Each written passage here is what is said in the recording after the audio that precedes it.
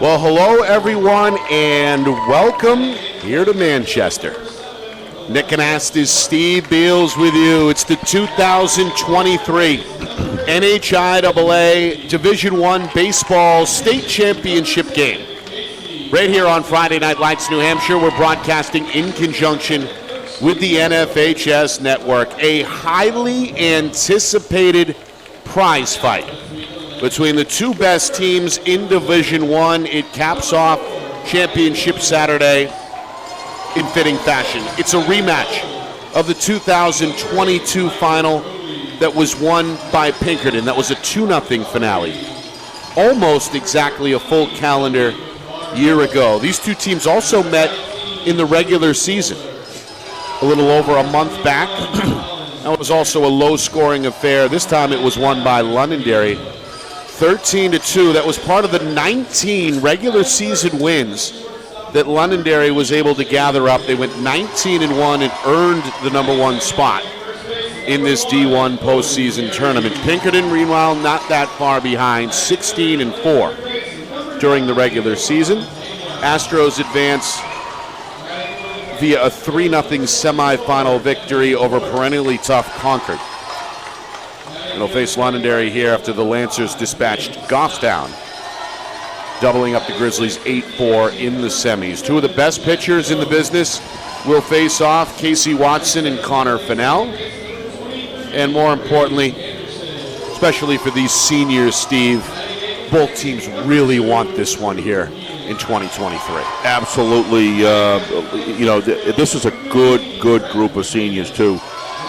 Multi-sport athletes, many of them terrific, good people, hard workers. You think of the Drew Heenans, you think of the Jackson Marshalls, you think of the Jake Alberts, right on down the line. But, one of the things you look at, what a different story of how to get here. If you look at the quarterfinal rounds for Pinkerton, for example, they got a 10-2 win against Portsmouth.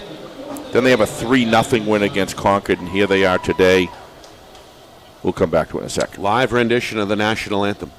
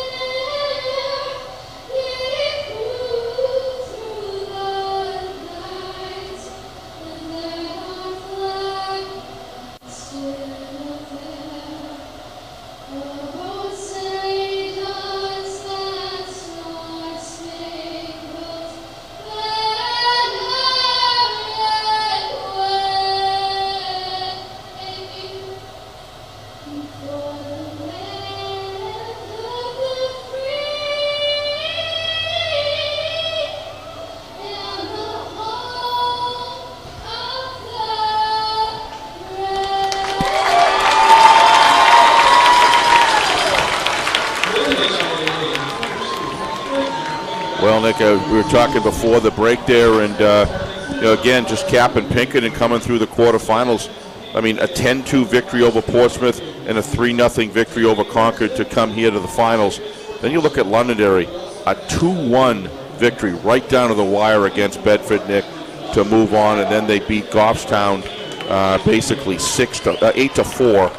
But that game with Bedford was a very tight game. I watched a little bit of on TV, what I could, but came down to the last pitch. Came right down to the last pitch. Yep. Exactly. All right, Lancers in the blue, top seed overall. Blue jerseys, white pants, as you can see with the blue hats.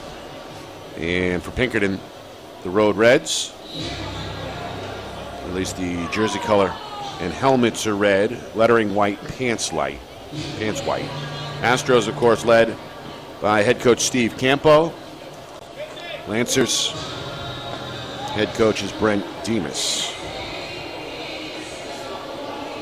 And the umpires, Phil Levesque, Jim Walsh, Adam Marcoux, Gordy Schumann, with Levesque calling the balls and strikes. Fourth and final championship game here at Fisher Cat Stadium, aka Delta Dental Stadium. Earlier today, it was Newmarket in the D4 final, edging Littleton by a score of 5-4. Early afternoon, we saw the D3 championship. That was a tight one, a 2-0 win for White Mountains over Monadnock. Spartan starter Carter Deeming ended up with 16 strikeouts in 7 innings. And then we saw another masterful pitching performance from Hollis Brookline's Charles Hale as the senior went 7 innings, 14 strikeouts. Part of a shutout effort as Hollis Brookline beat Plymouth 5-0. So a lot has transpired, and now we get the heavyweight fight, so to speak, here in Division I between two rivals across sports, boys and girls. Pinkerton and Londonderry, always special when these two schools get together. Yeah, on all kinds of sports, for sure, Nick. Pitching. Division 4-3-2 at this point. Let's throw the catchers in there, the battery. The work back and forth between the pitcher-catcher battery was tremendous. And just dominating performance that I would argue dominated more and more every game that went by. But Deeming and Hale were just absolutely magnificent performances. I expect nothing less from these two pitchers here today, Nick. All right, Connor Fennell on the hill. The right-hander will face left-handed hitter Jake Albert. He opens the game with a strike over the outside corner. We are underway here in Manchester at just after 7 o'clock, 7:01 p.m.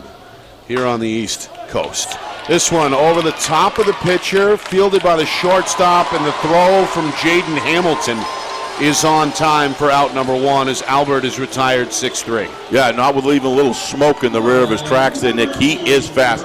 You watch this down the line if we can keep up with the camera here. Nice release. He had to be perfect on the throw and the pivot there. Did a terrific job. That was a slow bounder too, and this nice work coming up on the ball, cutting off the angle. Nice play. The number 2 hitter for the Astros is Brandon Horn. He's going to hit this one on the ground to third. Johan Pena, a step and a throw, and across the diamond for out number 2. A couple of routine grounders so far, no problem for this Lancer defense that looks like this. We have Fennell on the hill. His battery mate, of course, is Drew Heenan. More on him in a moment. Owen Carey at first base. Brady Anderson is at second. We mentioned Pena at third and Hamilton at short. Kevin Rourke is in left field. Brett McKinnon in center. And Liam Stott is out and right. Here is the big man, Jackson Marshall, 6'7". The number 3 hitter, also the first baseman, and also widely regarded as the best basketball player in the state of New Hampshire. This one is low in the zone. Jackson plays with emotion in everything he does. It's part of his brand. It's part of who he is, and he stays true to it. Big swing here by the big fella. Going to foul that one back. He's behind quickly, 1-2. After every basketball game you watch with Jackson Marshall playing, you say, why didn't they use Jackson Marshall here? Why didn't they use Jackson? And they still use him a lot. There's just something underneath the basket. He is something else. And not to be overshadowed, not to overshadow his baseball performance from year to year either. He is something else on the baseball diamond. I was about to say, in fact, the word on the street is he's even better. That's what they say. With a bat in his hand than the basketball. I find that hard to believe. Me too. But I guess I'm about to find that out. This is the first time I've seen Mr. Marshall in the batter's box. He's going to look here at an outside pitch, and it's 2-2. His father, of course, played at the collegiate level in the Northeast 10. Basketball, that is. Yep. But again, he's a power hitter and has been a staple of this baseball program under Steve Campo for the last couple of seasons. Going to bring this one back into the screen. Stay alive here. It'll remain 3-2. Well, so far his eye, these pitching sequence here, he's done a good job of laying off the non-strikes. Seems to have a very, very good eye for the strike zone so far. Fennell looking for a 1-2-3 inning. The right-hander misses outside, and it's ball 4. It's a nice at-bat by Jackson right there. So Marshall on his way to first after drawing a 2-out walk. He's going to keep things going here in the top of the first inning for Pinkerton. That'll bring up the cleanup hitter, second baseman Lorenzo Corsetto, another righty. So Fennell, after kind of trying to stay away from Marshall, we'll see if he attacks Corsetto here, as he did the first 2 hitters. This one right back up the middle. That's Anderson going to flip it over to the shortstop Hamilton, who covers the bag. And that'll do it. It's 4-6 if you're scoring at home. No runs, no hits, 1 left on as we head to the bottom of the first inning, still scoreless. Yeah, I mean, the ball is just not coming off the bat in any of these games, Nick, with a great deal of velocity. There's just no oomph to it. And this is a group of 8 teams that are all good hitting ball clubs. Just not there today so far, but certainly this group could break that trend without any question. But again, good pitching, good catchers, good students of the game here. It's going to be, right now it still seems to be a pitcher's game, but we're very early, just starting out. We're going to get a look here at Casey Watson, the right-hander. Heard very good things about him as well. Hard thrower. Watson, a senior. Battery mate Cole Yanako. That should be a familiar name for football fans as well. One of the better running backs in the state. Of course, his father was in the Red Sox system for a while. So Cole, a great two-way athlete. We mentioned Marshall. He's over at first. Corsetto at second. Preston Libby is the Astro third baseman. Brendan Horn at short. Elijah Sharp. Jake Albert. Sile Archer, left to right in the outfield. Londonderry will bring Jaden Hamilton to the plate in a moment. Owen Carey to follow. Johan Pena is the number 3 hitter. Yanako, does it really surprise you that Drew Heenan and Yanako are the catchers? Not at all. Just built low to the ground. Great hand-eye coordination between both of these guys. Watch Yanako run the ball. He's got great eye set, great feel when he runs the ball in football. Just a total football player, and we watched him even last year.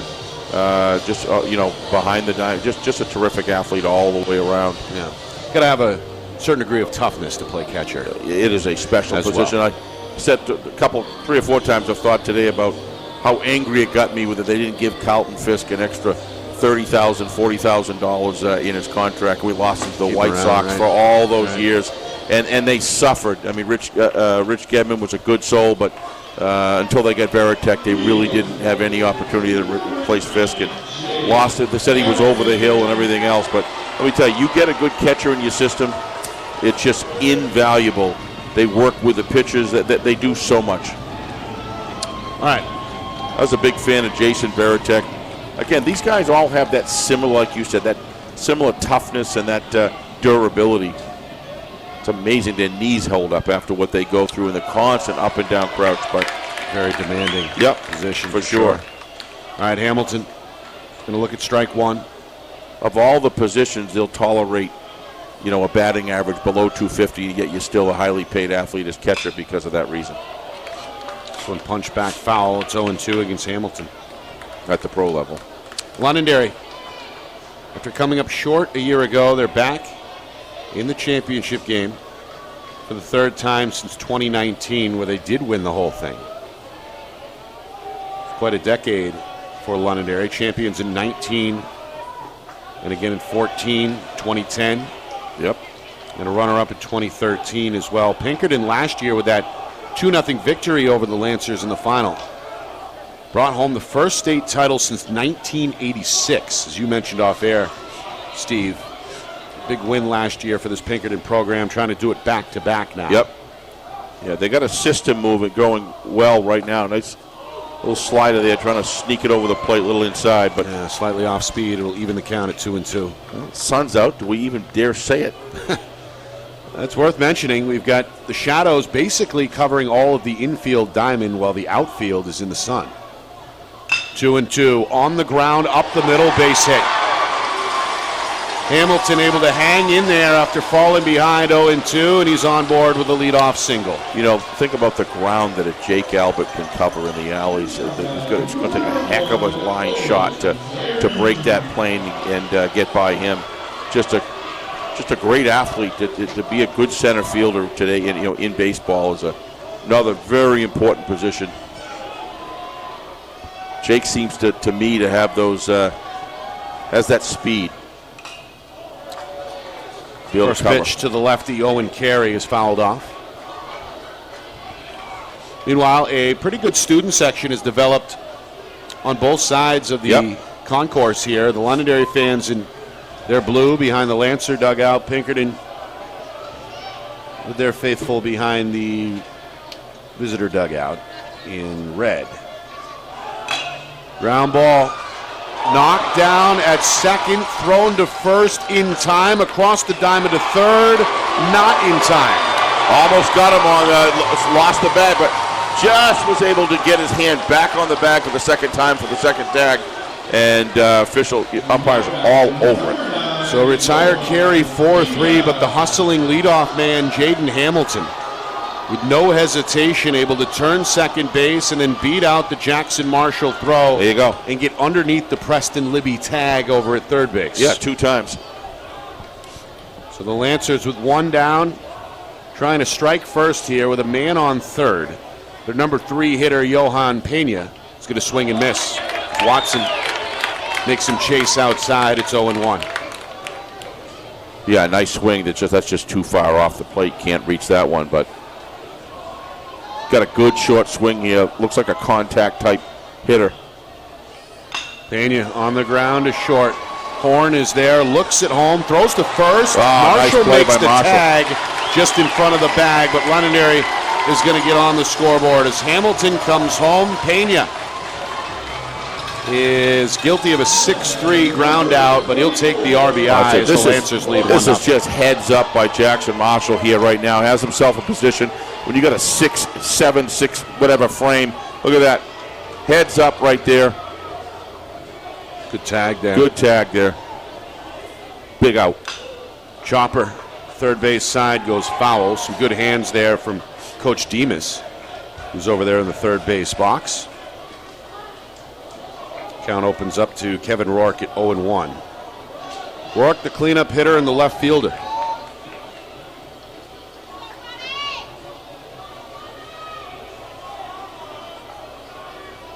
One nothing Londonderry. This one up the middle, another base hit.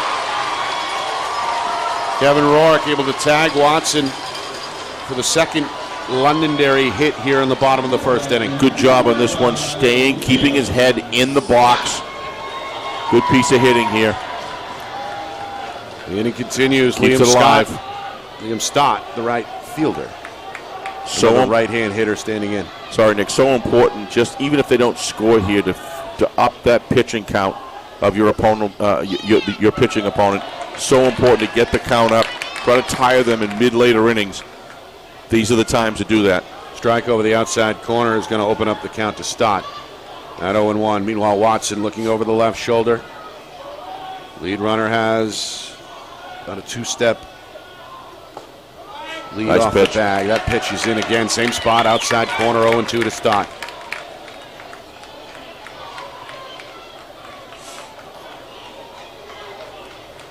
Rourke resumes the lead, actually widens it a half a step.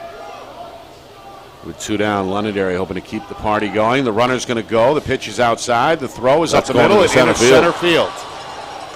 Thought Rourke was going to take off. Instead, he'll stay at second. Decided not to test Jake Albert's arm. Yeah, probably a wise decision. Yeah. But Rourke okay with being in scoring position here. Absolutely, absolutely. I like the steal. I like the timing of it. Yeah, threw well behind the umpire. Yeah, Yanako just off target there. Well, Stott's still alive. Runner at second. Swing and a miss. Chased it low, and down he goes. Watson may have pointed at the Londonderry dugout there after coming up with that inning-ending strike 3. So, damage done. Lancers 1 run on 2 hits. They leave 1 stranded, but after 1, have a 1-0 lead here in Manchester. More in a moment. You're watching the 2023 NHIAA Division I Baseball State Championship game right here on Friday Night Lights, New Hampshire, in conjunction with the NFHS Network. Our broadcast today, as it always is brought to you by Beals Insurance Agency, with locations now in both Bedford and Londonderry. Whether you need home, auto, or business insurance, Beals Insurance will get you both the price and quality coverage that's right for you. Just call 603-471-9999 or visit BealsInsurance.com to request a free quote and start saving money today. Again, that's BealsInsurance.com. On to the second inning here in Manchester. Nick Anastas, Steve Beals with you. The 2023 NHIAA Division I Baseball State Championship game, a rematch from a year ago. Pinkerton able to top Londonderry by a score of 2-0 back in 2022. Lancers already starting to flip that script as they score 1 run and take an early 1-0 lead after a 2-hit first inning. This one, though, is down the right field line for a base hit off the bat of Matt Barbuto. Great job holding him to a single there. He's the DH, and he's on board with Pinkerton's first hit. Yeah, you really, if you get there slow, he's going to take that turn. He's going to go down a second. What he did was the runner's looking at him down the line, is right behind him, and he sees. He hustles it right to the ball, cuts off the ankle, gets himself square to the line, says, nope, I'm not going to go. Those are the little inside parts of the game that good defense can provide you. Great job out there. Was that Stott? Yeah, it was Stott. Yep, Stott, the right fielder. Nice job. Meanwhile, Cole Yanako going to look at ball 1 low. Second inning of work for Connor Fennell, who induced 3 ground balls back at the top of the first inning. Walked Jackson Marshall, but got out unscathed. Pinkerton collects a hit from Barbuto. And now Yanako, trying to stay away from Yanako. Looks like he's the number 6 hitter, is going to look at ball 2. Scouting report must be just keep him off the plate. He's been working the in and outside, so far pretty good. Short lead for the runner at first, Barbuto. Swing and a miss by Yanako. Good movement there from the right-hander Fennell. Needed a strike, gets it. It's 2-1.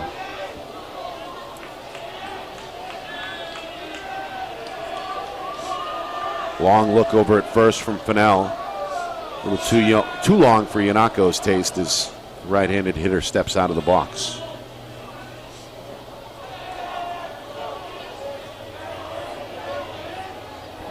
Two-one pitch. Swing, line drive, shallow center, base hit. Nice swing. McKinnon comes up to field it. Up to second base goes Barbuto. And now back-to-back singles have the Astros in business here in the top of the second. Well, Fennell laid that right over the plate, Nick. Didn't really have a lot of velocity. If you look at this pitch, doesn't really have a lot on it. He just sat on it there, and just a nice level stroke. Keeps his head in the box there. Good eye contact hitting. And they got themselves a potential rally here. Sile Archer up. Number 7 hitter, the shortstop. Sorry, the right fielder. With 2 on. Londonderry going to bring the first baseman all the way up. Bunt goes back into the screen and opens the count at 0-1. Archer I've heard literally was staring down first baseman Owen Carey when that pitch came in. I've seen charging towards the plate, but that's about as far inside as I've ever seen anybody go, Nick. Right? That's gutsy right there. Yeah. If nothing else, it's a good psychological play on him, too. You're going to do the same thing here again. There he is. Yeah. About 10 feet off the plate, waiting for the pitch from Fennell. This one is swung on. Wow. Taken down the right field line. That'll land foul. I got to be honest with you, Nick. That is a dangerous thing, coming in and standing there. You really want to make sure he's going to bunt that. I'm really surprised. He could take a shot right square in the between the eyes, Nick, on that one. Look at that. He's standing right there. There's plenty of time for him to pull back away from the bunt and swing away. Archer's having some fun out there, talking with head coach Steve Campo on his way back to the plate. Campo now just behind third base in a dialogue with the lead runner, Matt Barbuto. Swing and a miss, and Archer goes down. Fennell needed to strike out and comes up big. He needed that, Nick. You got nobody out first and second. Now you get that out. Nobody can move in advance. That's a big, big out right there for Fennell. First strikeout of the ball game as well. There are the Pinkerton fans made their way over from Derry, hoping for a back-to-back championship celebration. Not just Derry. All the regional towns around it, and all the descending districts. Good point. That includes Candia, and of course, parts of Chester. Yeah. Yep. I think Auburn has an option to go. Yep. There's others. Hampstead. Yep. Largest public high school in New Hampshire at 3,100, although it's kind of halfway between a public high school and a private high school due to the administration. Yep. Is private, but it's a school that's over 200 years old and has now over 3,100 students in its hallways. It's a great history. Fastball low. By the way, batter is Elijah Sharp, the left fielder, number 8 hitter. And he's out in front here of Fennell, 3-0. Astros hoping to load the bases. They trail 1-0 with one down here in the top of the second. The pitch to Sharp is right down the middle, and a strike is taken. Looked like a pretty good pitch there to hit, Nick. You get a green light on 3-0? No. 2 on? No, I'm not saying that. That was a good, I mean, he laid it right in there. But no, I would not swing on 3-0. Absolutely not. I think you had the red light from Coach Campo. Absolutely. Now we'll see what he does on 3-1. Pitch on the way. Swing, ground ball. Fan to the left. Third baseman goes to second for one. A little late over to first on the relay, but they do get one out. And now with runners on the corners, the Lancers have a chance to get out of here unscathed with 2 outs. Yes, 2 outs. I mean, that first strikeout was huge, Nick. Now you get a ground ball, which you hope an infield ground ball, and you get the 2 outs, and now it's first and third. You got a forced at second. So, so far, unless the Astros are able to engage here, Londonderry could get out of this cheap. So they get Yanako on the 5-4 force. Yep. Barbato over to third. And Sharp able to reach on the fielder's choice. Preston Libby, the number 9 hitter, trying to tie the game for Pinkerton. Swing and a miss. Too much heat there from Fennell. It opens the count at 0-1. Yeah, threw it by him there. Definitely a little late on the swing.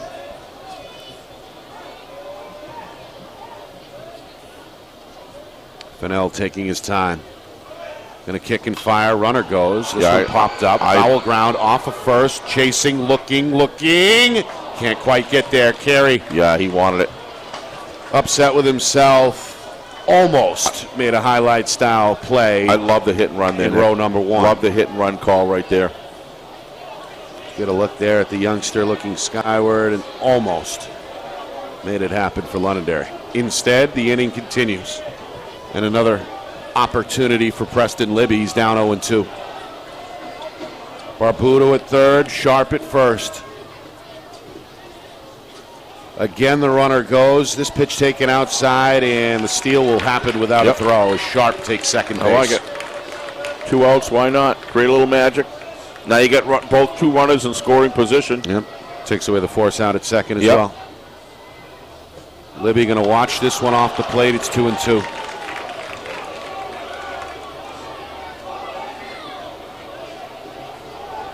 Be very interesting to see here what this pitch is going to be in a 2-2 count, Nick. Runners will go on contact with 2 down. This one is fouled back into the netting. Stay 2-2.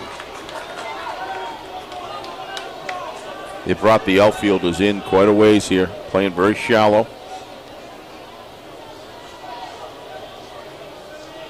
Can hear the Lancer players in the dugout trying to encourage their guy, Fennell. The senior trying to get out of a jam and preserve the lead. Swing and a miss, and down goes Libby. That's a big out. That'll do it. Astros are going to leave 2 men stranded, both in scoring position. Yeah, but no runs on 2 hits, and if you're a Londonderry fan, you like that. Oh, of course they do. And you, first and second, nobody out, and he was able to get the strikeout and the infield grind ball. Everything you're looking to do to kill a rally. If you're the Astros, you at least want to come out with a tie ball game in that situation. Really surprised that they didn't bunt that on that third batter there when you got to move both of those runners with 1 out in scoring position. Really surprised they didn't do that, or potentially can even reach. Well, you got to credit the Londonderry defense as well, playing some head games there, bringing the first baseman up. Absolutely. When it appeared like Pinkerton was trying to lay down a bunt, and I guess from that point on, things ultimately favored the Lancers there. And that's but I mean, if you get first base coming right down, ready to, kiss the box there, then why not just drag it down the third baseline? Because he didn't really move in that far. He was actually playing pretty base. I don't know if there was some scouting going on there, but you've got to be able to. No matter what happens, Nick, you've got to be able to bunt the guys on, or move the runners over with a bunt, or at least an opposite. I mean, I was really surprised when he came down low like that, standing there, and boy, I'll tell you, talk about being potential harm's way. That could have been, standing 5 feet away, 5 yards away, but it worked. It did kind of mix things up a little bit, and they're out of it with no damage. So, still 1-0. Yep. And now the Lancers a chance to add to that lead. They'll bring Jet Jones to the plate.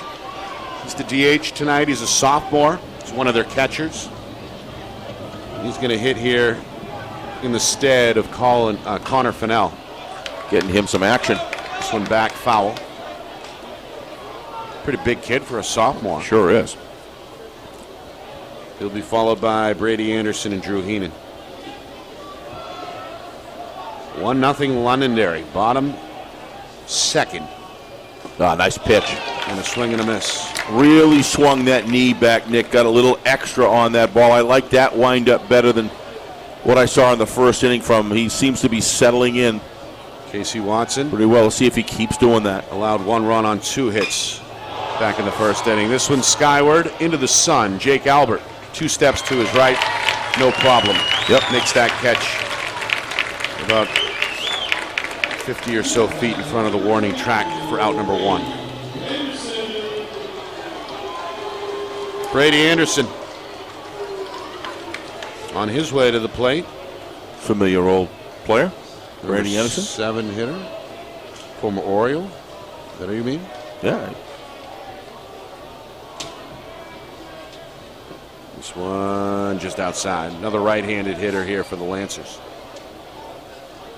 Second go-round for Watson, let up a pair of singles, as I mentioned. Jaden Hamilton, the leadoff man, came around to score on an RBI from Johan Pena. Meanwhile, a strike taken here. You watch the form, the delivery of Casey. He does much better when he really rears back, brings that knee straight back, and it just allows him to complete himself. There you go, right there. Wow. This one pokes good hit. into shallow right field, base hit. That's what Londonderry wants. Third hit for the Lancers. Anderson in with a 1-out single.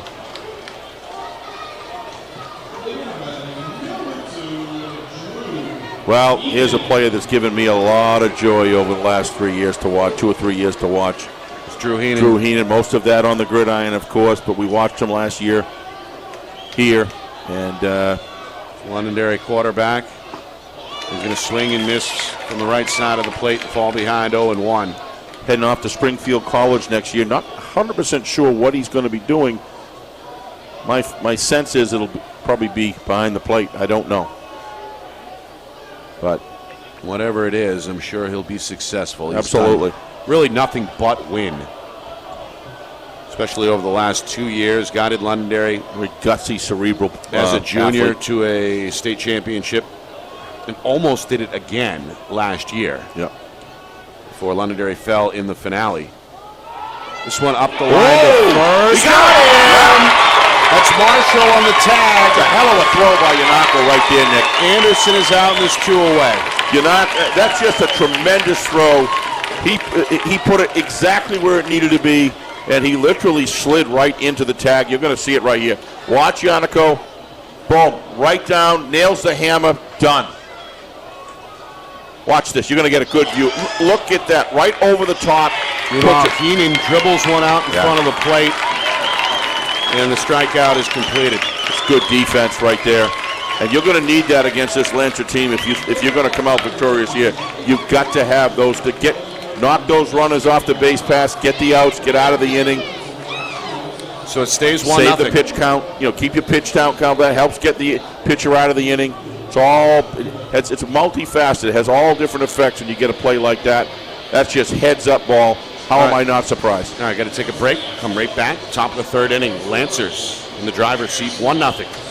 You're watching the 2023 NHIAA Division I Baseball State Championship game right here on Friday Night Lights, New Hampshire, in conjunction with the NFHS Network.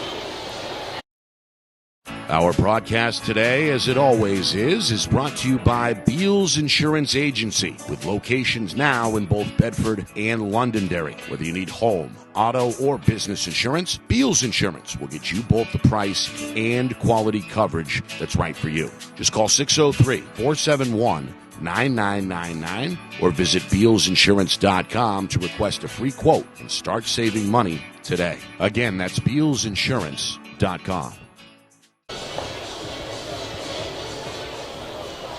Well, Nick Anastas, Steve Beals with you here at Delta Dental Stadium, having some fun on Championship Saturday. Big weekend for Friday Night Lights, New Hampshire, and the NFHS Network. Tomorrow we're in Exeter for 3 straight boys lacrosse state championships beginning at 2 p.m. A great weekend, really. This is. We saw 3 great baseball games earlier today. The D4, 3, and 2 finals in that order. D4 went to Newmarket over Littleton 5-4. Saw a masterful performance from Carter Deeming of White Mountains in a 2-0 victory for the Spartans over Monadnock. And then a couple hours ago, it was Hollis Brookline's Charles Hale punched out 14 as the Cavaliers shut out the Plymouth Bobcats to win their second straight Division II title. Speaking of back-to-back affairs, Pinkerton trying to do it again. They beat Londonderry 2-0 in this spot a year ago, but right now trail the Lancers 1-0.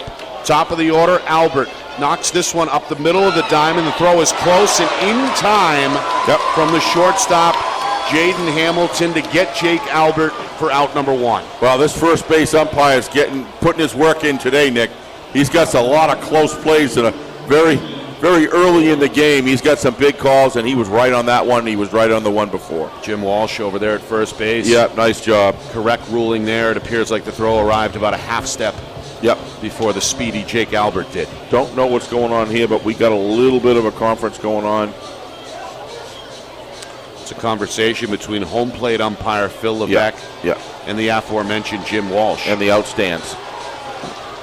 They try to provide the latitude, the home plate umpire to override if he saw something, but I don't think there's any question he got that one right. Albert not happy, rolling his eyes as he heads back to the dugout. Yeah, I think Jake ran down the line. He puts a lot of effort into utilizing that speed to help his ball club. Thought he had that, the first baseman off the bag, but I think the umpire got that one right if you look at that thing again on replay. Yeah, Albert not used to being beat out in a foot race, and that's twice now, 6-3. He's been set down. Meanwhile, the number 2 hitter, Horn, lifts this to right field. Stott is there deep in the alley for the catch for out number 2.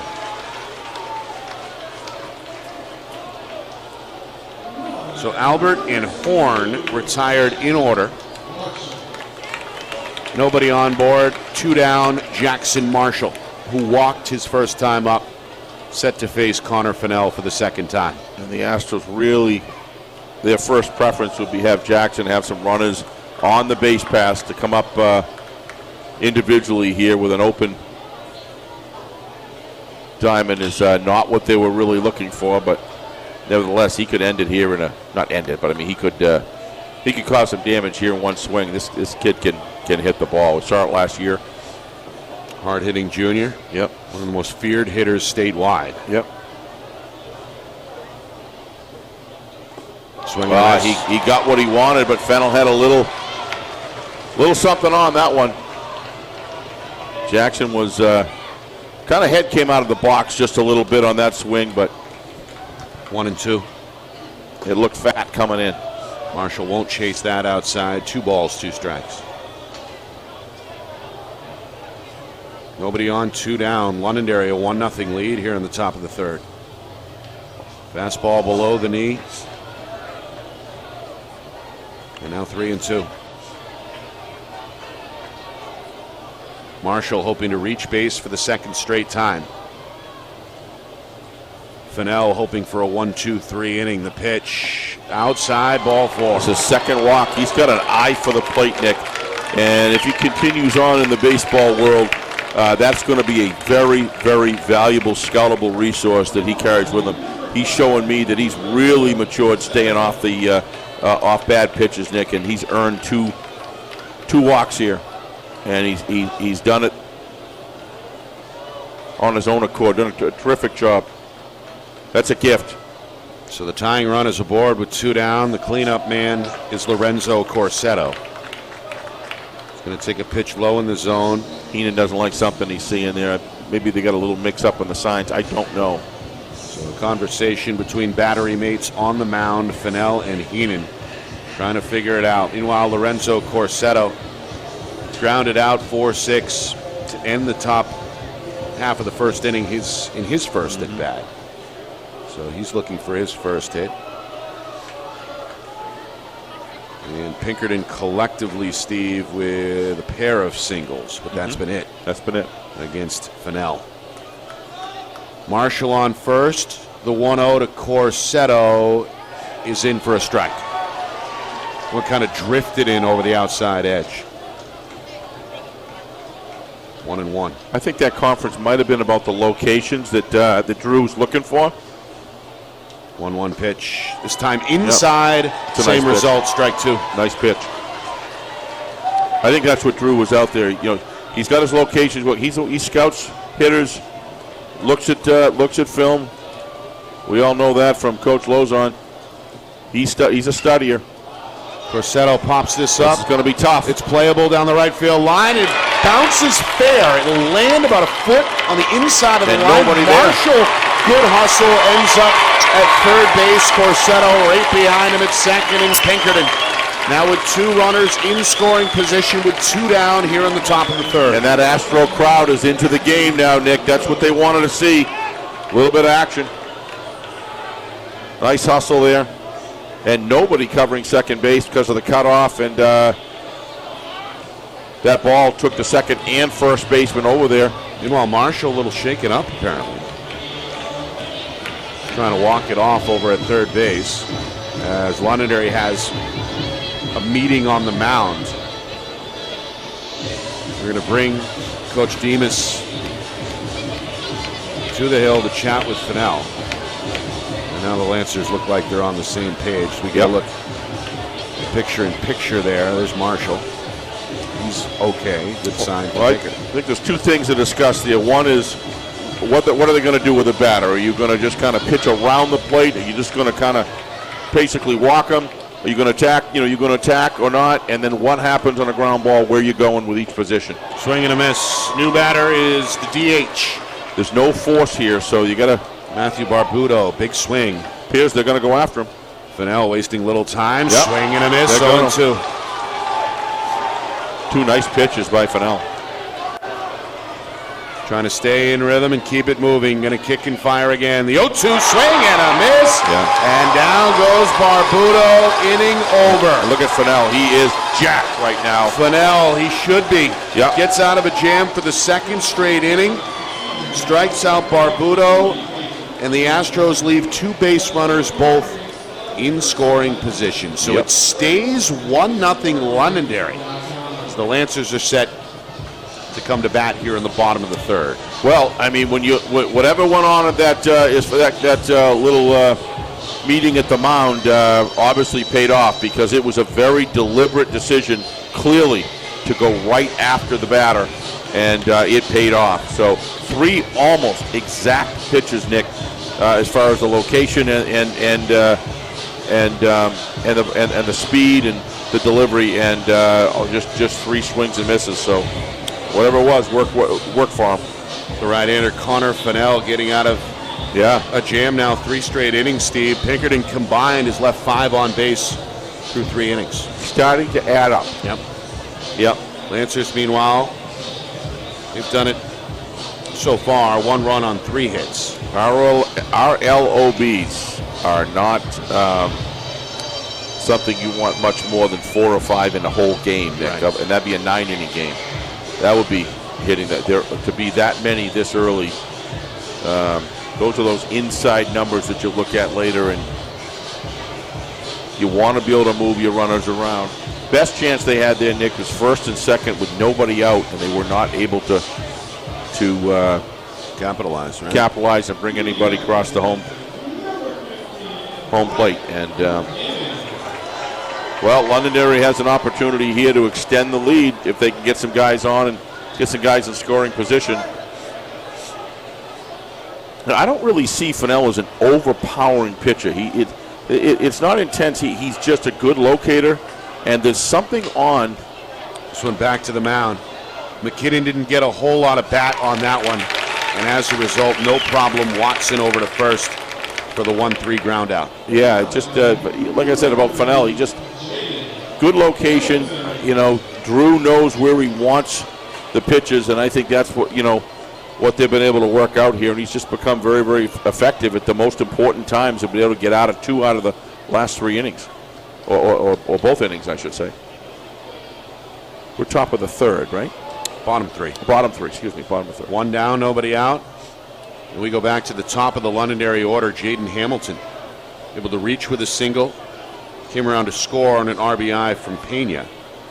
And that's been the only scoring either way so far. Yep. Watson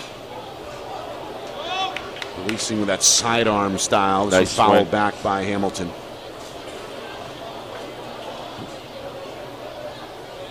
So Jaden Hamilton, Jr. Strong junior presence on the roster. Although Londonderry will be losing quite a few seniors. 1, 2, 3, 4, 5, 6, 7, 8 due to graduation. This one in for a strike down the middle. And it's 0-2 to Hamilton.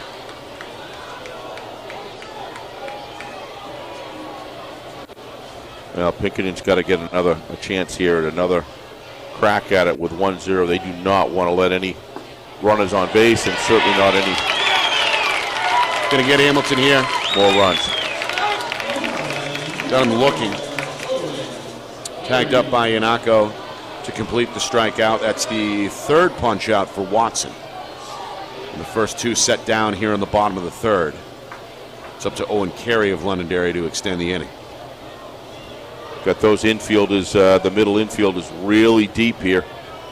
Carey 0 for 1. The lefty watches ball 1 outside. You got 2 outs and want to have that best opportunity on that diamond to be able to close off the holes on both sides. Carey grounded out to second his first time up. Middle infielders are really playing deep. This one outside. It's 2-0. Well, they're pitching him very, very carefully. Swing, liner, foul. Off the left field side. Always hope that everybody's looking, Nick.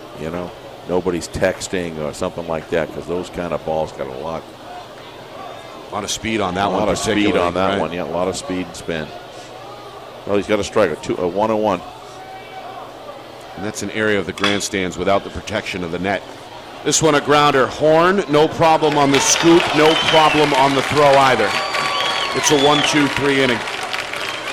Londonderry still out in front 1-0. On to the 4th in just a moment. You're watching the 2023 NHIAA Division I Baseball State Championship game right here on Friday Night Lights, New Hampshire, broadcasting in conjunction with the NFHS Network. Our broadcast today, as it always is brought to you by Beals Insurance Agency, with locations now in both Bedford and Londonderry. Whether you need home, auto, or business insurance, Beals Insurance will get you both the price and quality coverage that's right for you. Just call 603-471-9999 or visit BealsInsurance.com to request a free quote and start saving money today. Again, that's BealsInsurance.com.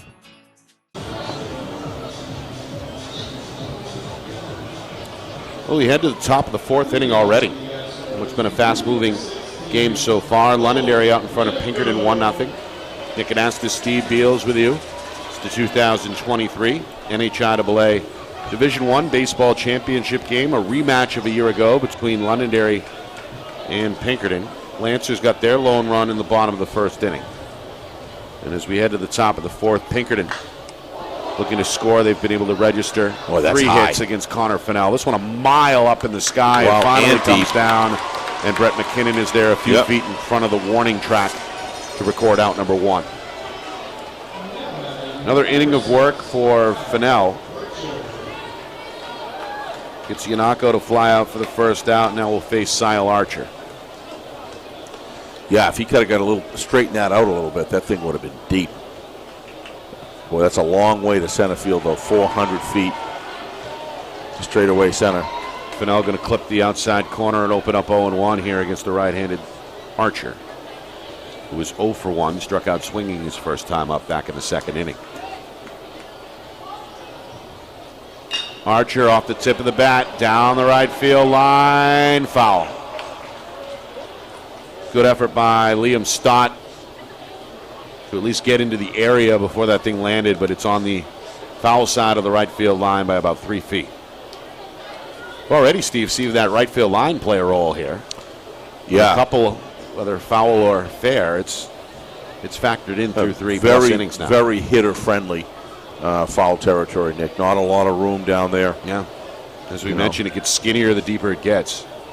Not to be confused with the most favorable Fenway down the right field line. It's basically 20 yards after first base. It's just pretty much runs right down the baseline. But there's nothing there. Pretty much swing and a miss. Archer goes down off speed, offering for Fennell. That's strikeout number 4. And now it's on Elijah Sharp to try and extend the inning here for Pinkerton. 2 very quick outs, a fly out and a strikeout. And now Sharp, who did reach on a fielder's choice, stole a bag his first time up back in the second inning, trying to register his first hit. He's going to swing at the first pitch. This one is fair down the third base line. It rolls into the left field. Kevin Rourke trying to dig it out of the dirt. And on board with a double is Sharp. Tying run in scoring position for Pinkerton. Nice throw in. Smart move, deciding not to go. With speed like he just got zipped down to second base. Any kind of a base hit, he should be okay to score. So smart move holding there with 2 outs. They really need to put something together. This is an opportunity, Nick, right here to get on the board and get rid of that goose egg and Well, Preston Libby due to appear here at the plate. However, Steve Campo may have other ideas. Libby, the number 9 hitter, of course, he struck out with 2 men on board to end the top of the second inning.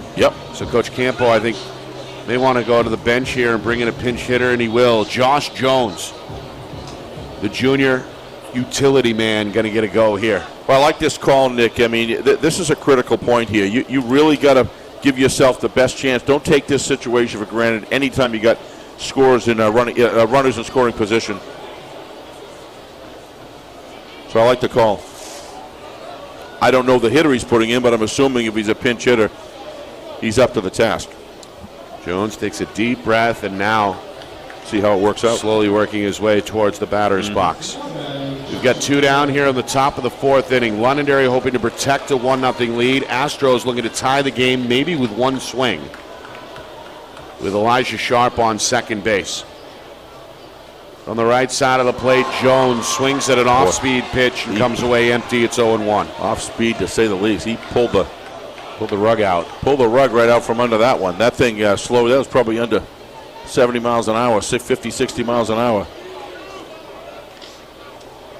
Meanwhile, Brady Anderson, the second baseman, was calling for a pickoff throw. No, they're trying to keep him close. Fennell says, forget that. I'm going in with a slider, and instead it's outside and evens the count at 1-1.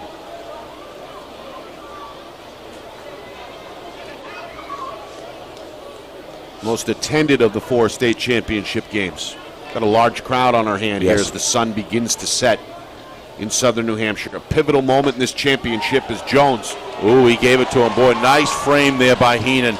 A delayed strike call there from home plate umpire Phil Levesque. Looked to me like that was a Heenan earned strike right there. Looked to me outside, Nick. What a great job by Drew. Can Fennell punch his way out of the situation a second straight time? We'll see.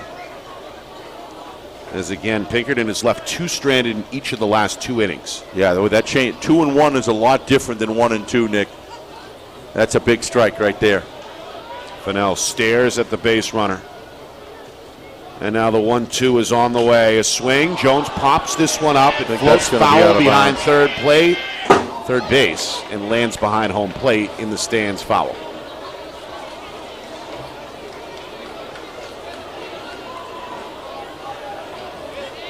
Heenan will take his time, strolling back behind the plate. And you see a youngster going to get a souvenir, and that'll make his day. Yep. So Jones, the pinch hitter. Still a 1-2 count. Yep. Hoping to break through here and possibly tie this game. Fennell is ready. Gonna kick, gonna fire, goes down the middle but low, and the count is even at 2 balls, 2 strikes. Well, you pretty much got an even Steven expectation here on that you're going to get a good pitch. But he does have, Fennell has 1 pitch to waste here if he wants to. And they're going to talk about, I think, just that right now. Yeah, what they're going to do with it. Quick exchange there between Heenan and Fennell. Also, Coach Campo a word with Jones. It's a big at-bat here for Joshua Jones. He's got a little uphill battle here. I mean, technically, he could even still they could put him on. So, opportunity for Fennell to throw a little bit of junk here around the plate. Yeah, I think outside the strike zone. I think that's what Heenan was saying. The ball's in the Londonderry right-hander's court, I believe. You're right. Swing, line drive up the middle, and Jones is going to come through. Around third is Sharp. He's going to score without a throw, and we are tied at 1. Well, Coach is looking real good right now, bringing in that pitch hitter. Takes a lot of courage to do it, but you have to. That's coaching with intention right there. And he's not afraid to make the moves that he thinks are right. And boy, did he come out right on that one. That was a nice at bat by Joshua Jones, and he's put his team with that hit. Nice stroke. No way of getting him out. Nice break off of second base, too. He had a good lead on that hit. Surprisingly good pitch, Nick, that he gave him to hit. That was surprising. I thought he'd waste a few. Jones comes through. Ties the game at 1, and now he's the go-ahead at first. With 2 down, we go back to the top of the order, and here's Jake Albert. Just to get on the board is huge. The lefty is 0 for 2. The speedster beaten out on a couple of infield throws. Upstairs to Albert. Well, the question is now, how rattled is Fennell? I was just thinking the same thing, but I mean, you know, pitchers like to get in a groove. Fennell seemingly had been in a groove. Retiring the first 2 here to begin the 4th. Runner goes, no swing. Throw from Heenan is late, and Jones has himself a steal. Well, that pitch took forever to get there. Heenan didn't really have a shot. Second stolen base for Pinkerton. Sharp stole one earlier. And now Jones in a position maybe to give the Astros the lead if his teammate Albert can drive him home. The 2-1 to Albert is low, and it's 3-1. Well, that's what a big hit like that can do. But you got to get that hit to change the dynamic of the game here. Pinkerton is certainly trying to do that.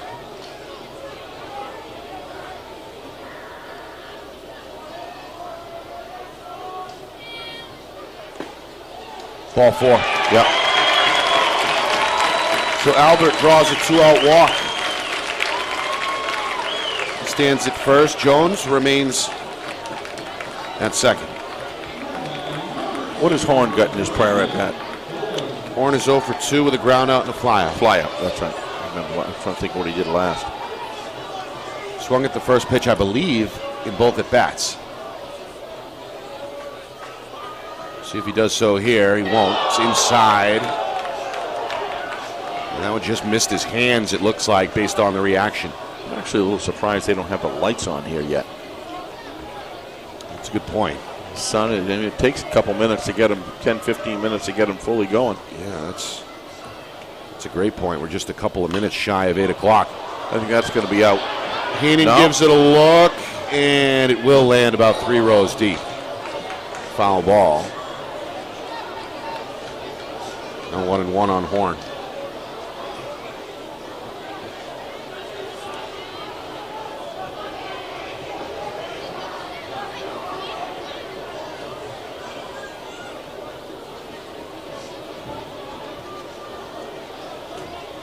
So 1 ball, 1 strike for the number 2 hitter Horn. 2 men on as the Astros look for the lead. Swing, liner, foul. That one well hit, but well out of play. Yeah, that was a hanger. If he could have held back on that a little bit, Nick, he would have been able to drive that ball. But just he had opened his stance a little bit and had already committed.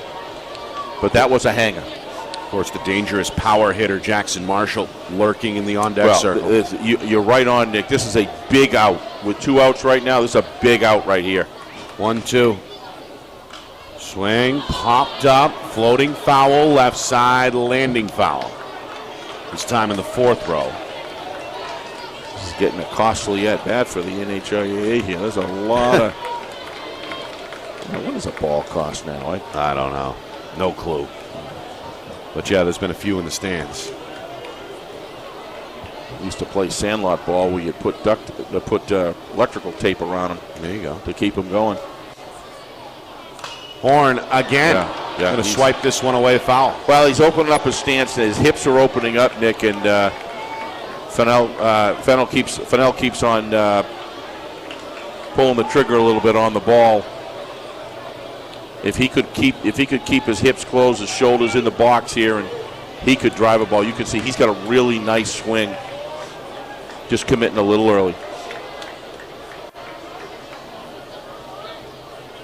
The 1-2. This one is popped up in fair territory this time. Anderson wants it, and the second baseman makes the catch. Yeah, in shallow right field. So the Astros do score, Steve, but again, they strand 2 base runners. Yeah, and they're going to have Jackson Marshall leading off 3 times. Think about that. Right? What do you mean 3 times? Well, he led off in the 2nd, right? No, he didn't. He walked in the 1st inning, and then the man behind him. No, I'm talking about lead. I'm talking about. I apologize. With nobody on base, I'm talking about. Oh, yeah. I apologize. I meant nobody on base. That is accurate. Yeah. Yes. So between this lead off, and they don't have him come up. to at bats. Yes, nobody on. So that's essentially going to be 3 bats with nobody on base, and that's right. That doesn't play into the strength of what they're looking to do with your cleanup batter in Jackson and Marshall. Right. That's I appreciate that correction, Nick. That's what I meant. I mean, in this case, he's going to be leading off, but in the prior at bats was nobody on base, and that's really what I was driving at. Meanwhile, as you mentioned, you want him batting with 2 guys on, 3 guys on, right? At least 1 in scoring position. Go ahead, sir. I was about to say your point from earlier that the runners on base starting to add up. How about 7 through 4 innings now for Pinkerton? That's 7 runners left on base in 4 innings. That's the story of the game so far. 1-1 is our score. Londonderry looks to wrestle the lead back.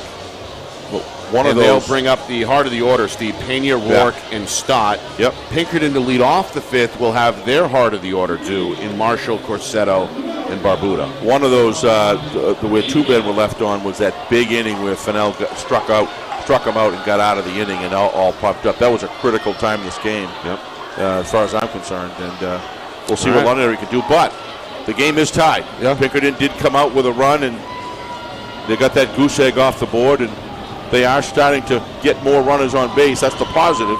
You just can't leave them. Meanwhile, Casey Watson starting to heat up for Pinkerton. He's retired 6 of the last 7 he has faced, including the last 4.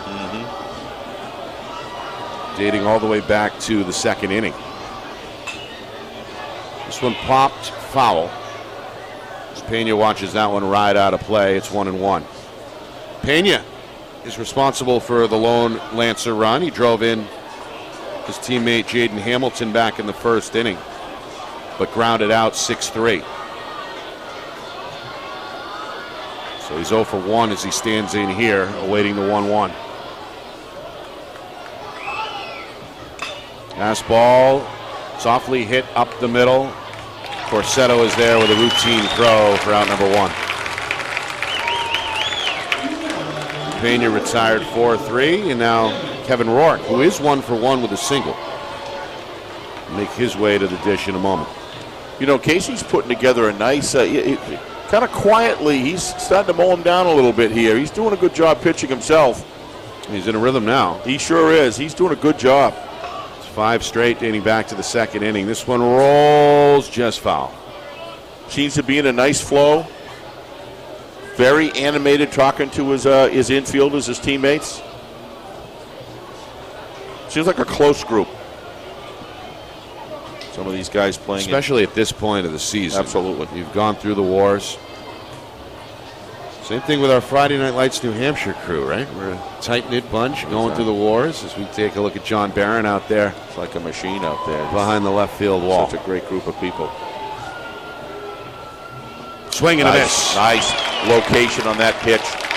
Remember I told you early in the game with Casey, when he rears back, pulls that knee back, kind of delays it, and he builds momentum. He hides the ball well.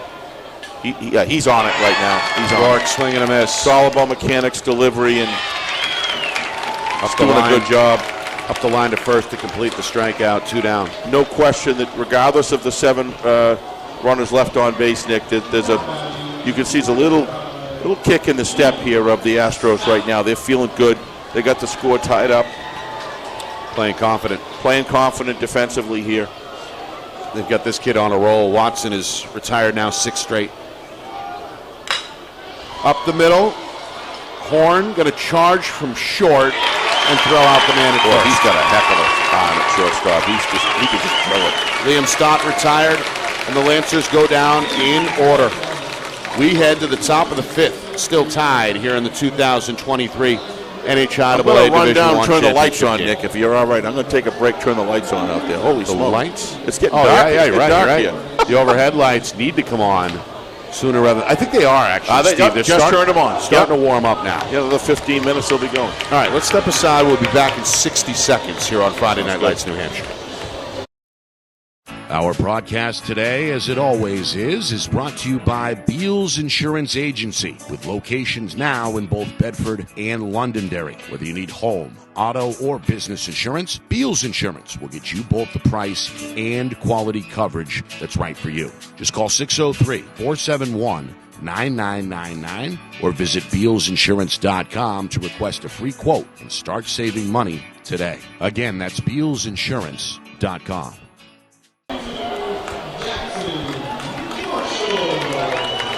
Well, we head to the top of the 5th inning. 1-1, it's anybody's guess here in the 2023 NHIAA Division I Baseball Championship game. Nick Anastas, Steve Beals with you. It's a rematch from a year ago between Londonderry and Pinkerton. The Lancers scored their lone run in the bottom of the 1st inning. Jaden Hamilton singled and then came around to score on an RBI from Johan Pena.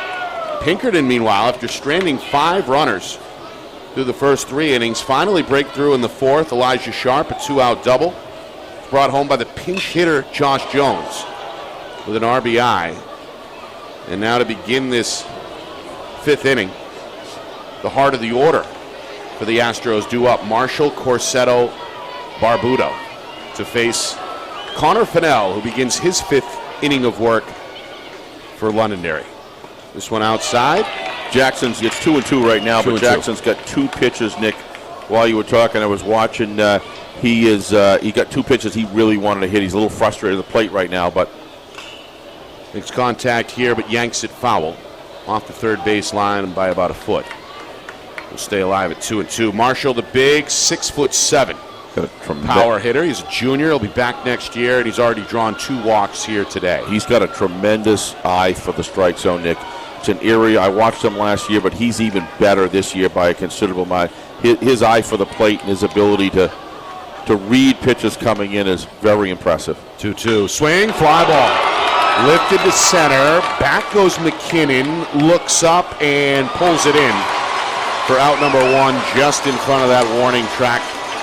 What, about 370 or so feet from home plate? What Jackson really wants to do is he wants to get something he can pull and drive. And that center field, Nick, that's a long way on a cold night in June. Is that possible? A cold night in June? I guess we're seeing it. Well, relatively cool night speaking, anyway, yeah. Relatively. But Jackson, that first pitch that he got was a hanger, and he missed it with a foul ball. He's really frustrated about that. But that just showed you, regardless of out or not, how powerful he really is. Meanwhile, Corsetto flirting with a bunt there. Made contact, fouls it off, and may have injured his finger in the process trying to shake off that right hand. The youngster is okay and stands back in. He's 1 for 2 with a double. Swing, fly ball. This one behind second base. Who wants it? The second baseman, Anderson, is there for the catch and is 2 down. A lot of lollipop hits, Nick. Way up in the air all day today, really. Yeah. Hasn't really been a hitter's day by any stretch. No. As we mentioned, 4th of 4 state championship games. We had a 5-4 effort this morning in the D4 final by Newmarket over Littleton. Then a 2-0 pitchers duel as White Mountain prevailed over Monadnock. Hollis Brookline topped Plymouth 5-0. So, as expected, right? Defense wins championships. Pitching usually comes to the forefront in big games, and that's been the case here on Championship Saturday. I used to listen to, for years in the 70s and early 80s, Hawk Harrelson, the color man for the Red Sox. And he was the one that really kind of beat it into my mindset of how important pitching is. And it's a premium that's never going to go away. Just almost seems to be more valuable as time goes on. And Matt Barbuto is the nice hitter. Hit. He's going to lift this in for a base hit. That's going to get to the fence. That's down the alley. It's going to go all the way to the warning track. He'll go to 3. Barbuto is told to stay put at second with a 2-out double. He's got the Astro faithful on their feet as Pinkerton looks for their first lead here in the bottom of the 5th inning, top of the 5th. Nice at bat.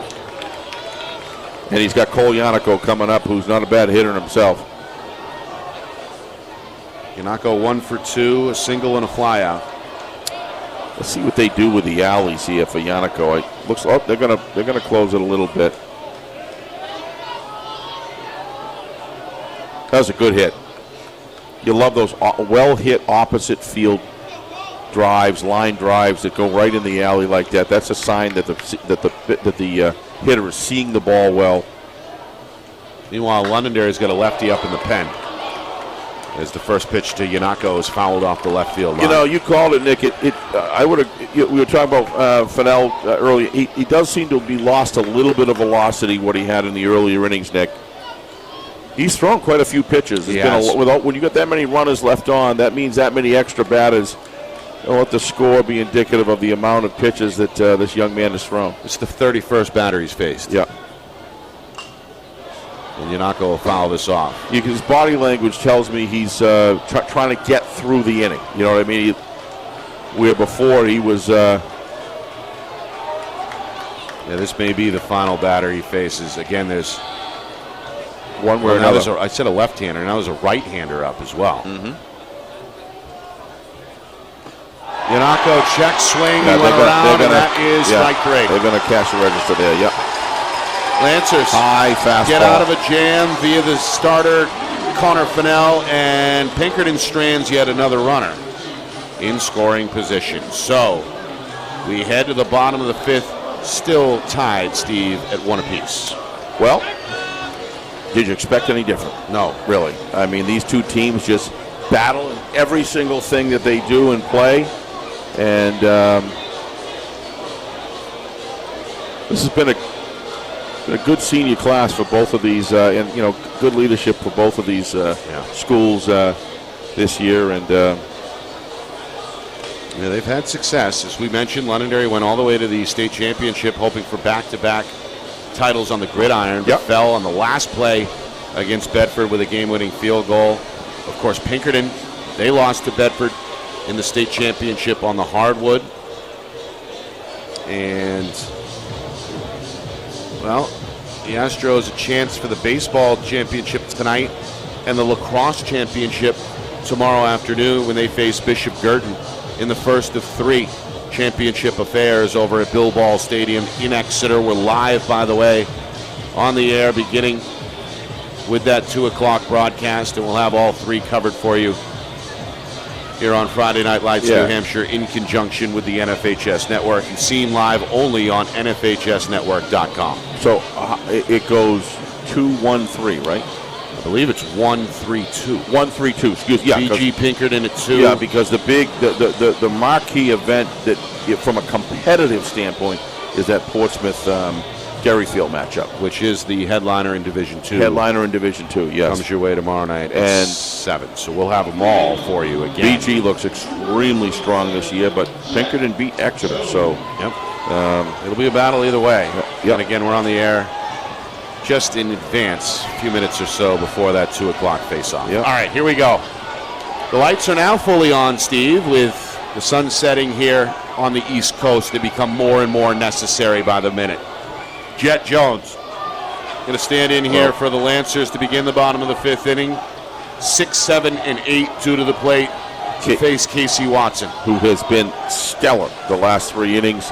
He's in a groove. Let's see if Londonderry can break that up. And on the first pitch, it goes to center, but no problem for Albert.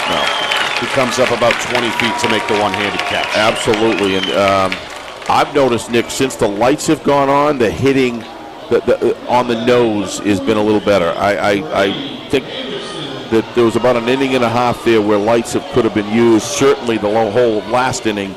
And they got them on right now, and that's when you started seeing some of the balls get tattooed a little bit, hit a little more on the line. Really. Ground ball, third base side. Jones knocks it down but cannot recover. It's a tough short hop. That breaks up a streak of 8 in a row set down by Watson. And how many hits like that do you see start rallies, Nick? Where things appear kind of cold, and then all of a sudden you get a little dinker down with a short hop to it, and he gets on base, and here we go. So here's Drew, opportunity to help his team. You're going to rule that an error, Steve? I mean, in high school football, high school baseball, as it goes, I've seen that go either way. But I'm a tough judge. I think that ball really kind of a tough hop, came in low. I could go either way on it, Nick, to be honest with you. But we'll see how they score. The old adage: if you get a glove on it, you should have it. But that was a tough one. That would have been a heck of a short hop. Quick throw back to first. Anderson is back safely. So 1 on, 1 out. Londonderry looking to reclaim the lead here in the bottom of the 5th. The number 8 hitter, the catcher, Drew Heenan. Behind 0-1. And now the count even as an inside fastball misses. 1 ball, 1 strike. Yeah, Drew crowding the plate right now, much more than he did in his prior at-bat. Got to look at Coach Demas. Yep. Trying to orchestrate things from the third base coach's box. This one off the shoulder of Heenan. And now Londonderry is 2 men aboard. And Casey Watson looks back to the dugout and says, "That's on me. Don't worry. Don't take me out. Don't take me out. I'm good." Yeah, he's probably certainly earned the right for another batter here, Nick, I would say. Yep. Quick word with his battery mate, Yanako. Londonderry looking to force the issue. It's 1-1. Lancers scored in the first. Pinkerton scored in the 4th. Uh-oh. And what do we have here? A trip to the mound now for the manager.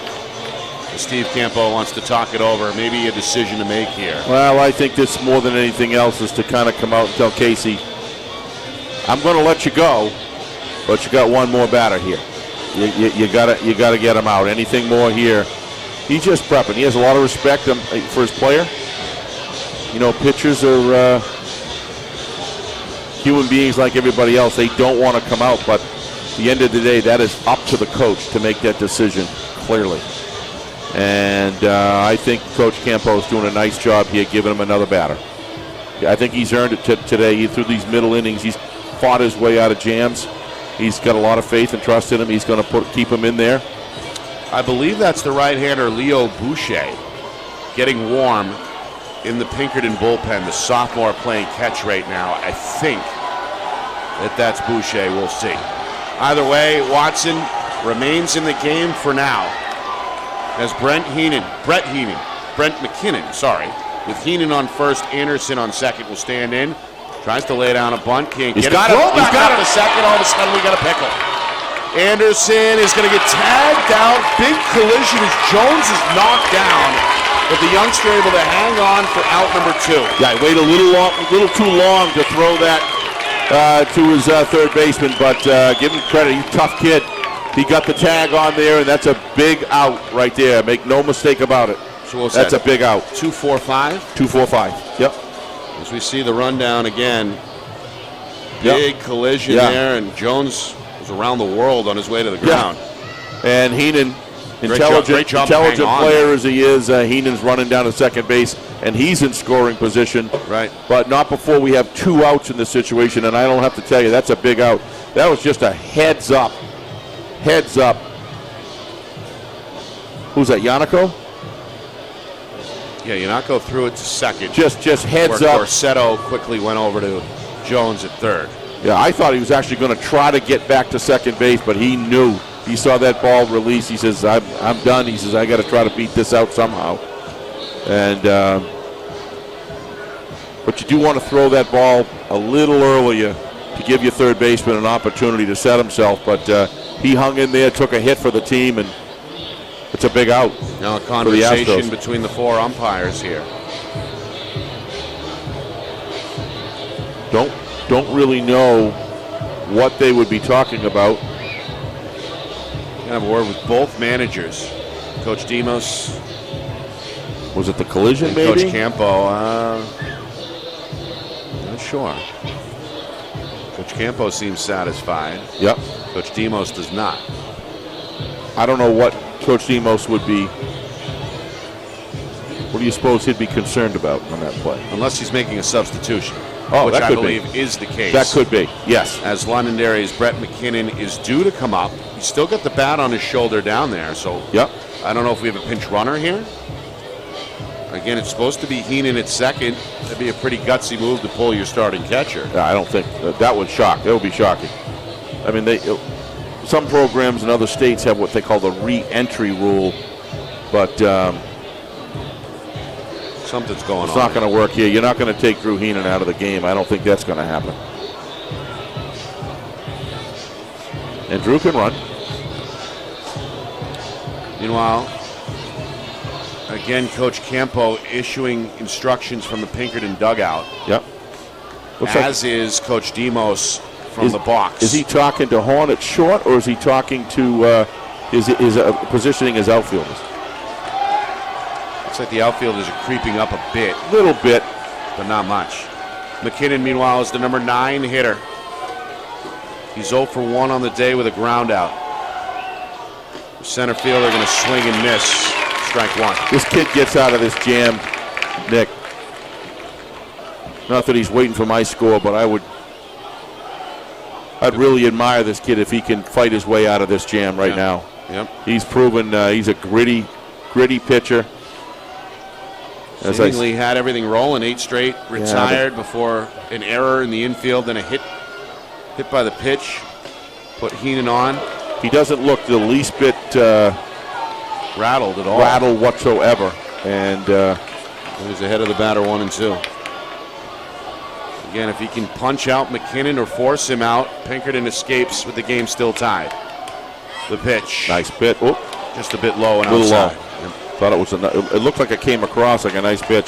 2-2. Yeah, he doesn't want. He's got first base open. He's not going to give him some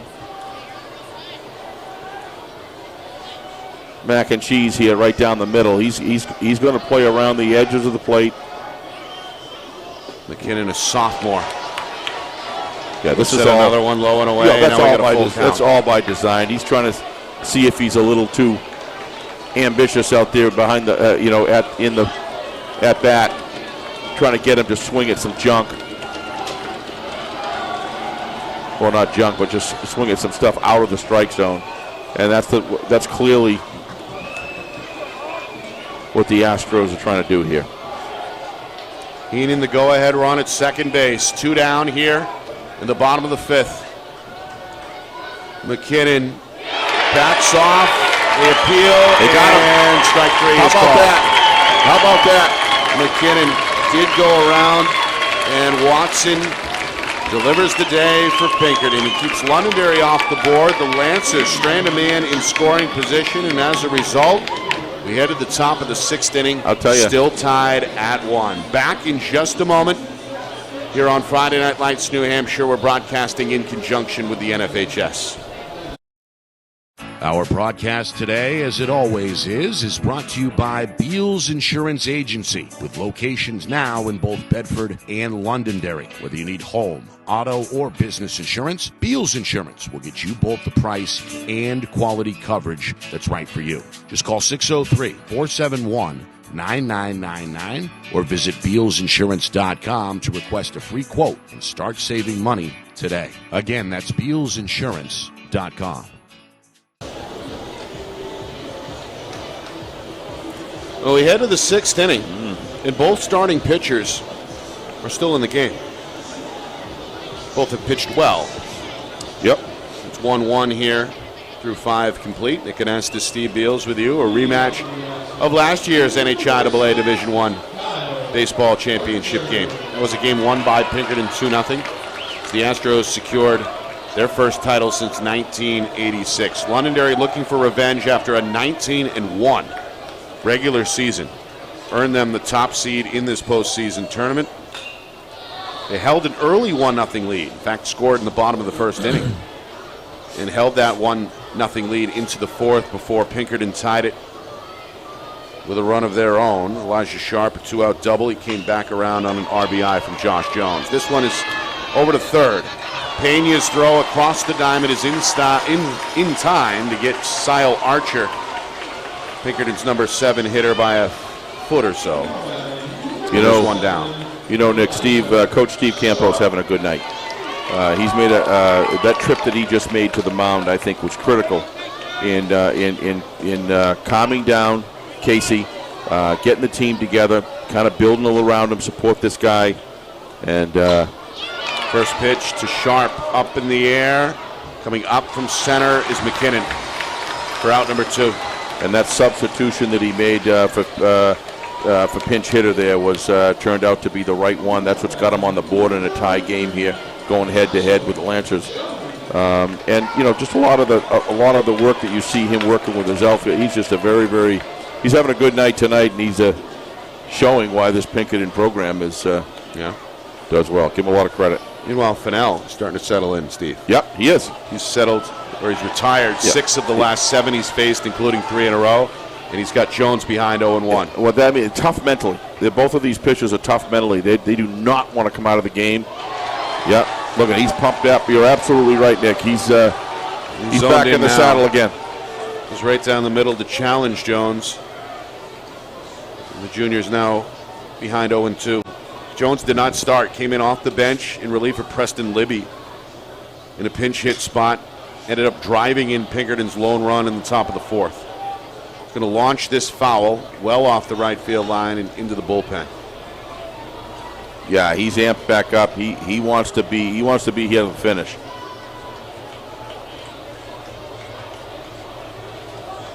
Hoping to get to the bottom of the 6th with the game still tied. Londonderry will have the top of their order due up. Pitch is inside, and now 1-2 to Jones. Jones suffered a pretty nasty collision there on a rundown. On a big play of the game. Hung in there, hung onto the ball, despite being violently knocked down, able to secure a key out at third base. No ill intent there. It was just two players. Big swing and a big miss. Wow, look at him. He is jacked up right now. A 1-2-3 inning for Connor Fennell, and Londonderry is indeed jacked up as we get set for the bottom of the 6th inning. He looked to me, Nick, like he was losing some velocity a couple innings ago, and he's found it right now, and you got to give these guys a lot of credit.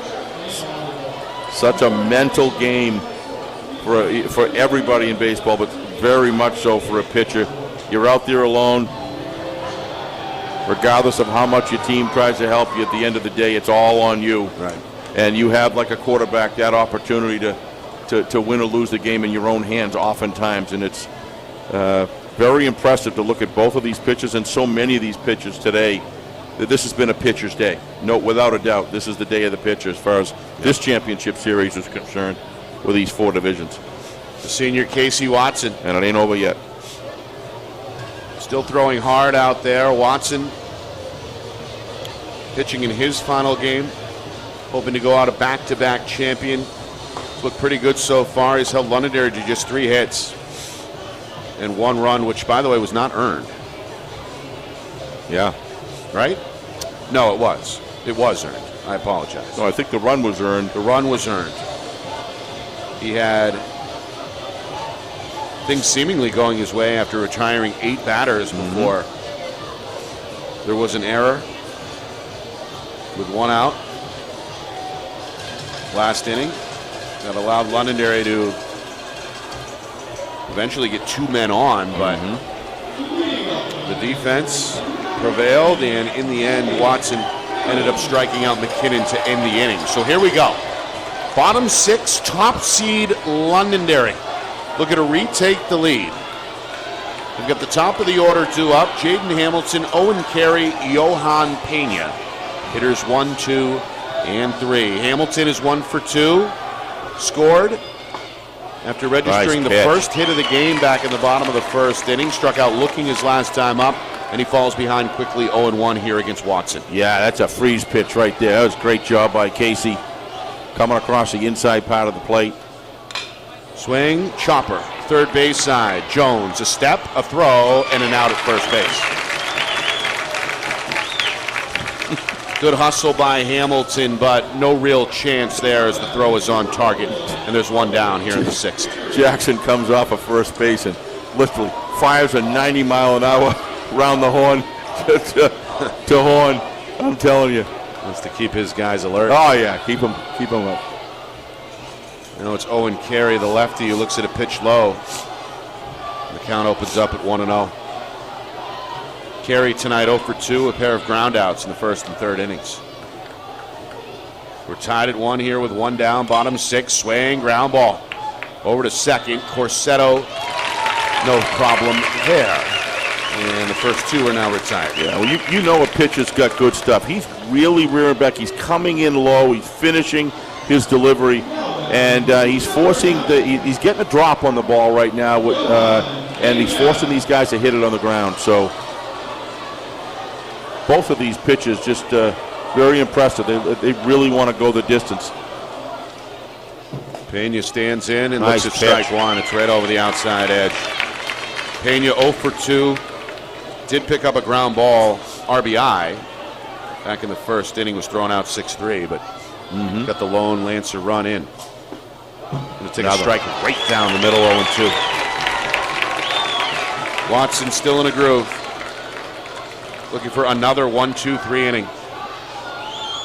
The Astros senior trying to cap off a brilliant career with another ring. Swing, shallow left field, base hit for Pena. It's a 2-out single. The 4th hit for the Lancers tonight against Watson. And the go-ahead run is now on board for Londonderry. Big hit right there. Didn't have a lot on the hit, but boy, it was placed in the right spot. And the way this young man is pitching, that's a good piece of hitting. So now Kevin Rourke, the cleanup hitter, who was 1 for 2 tonight, stands in with 2 down, and he looks at ball 1 low. Fastball couldn't quite find the zone, comes in below the knee. Meanwhile, Pena takes a moderate-sized lead off the bag at first. Watson takes a deep breath. Going to kick, going to deal, and comes down the pipe. Going to give him that inside corner, Nick. He's all over it. But you got to be able to close innings.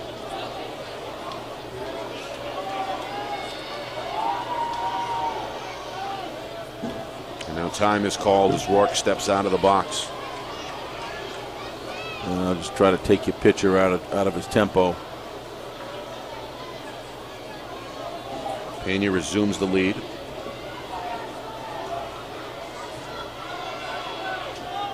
Now Watson ready for the 1-1. Swing and a foul ball. Yeah, he's got him off balance at the plate right now. His windup, he's using his windup to his advantage. Doing a great job here.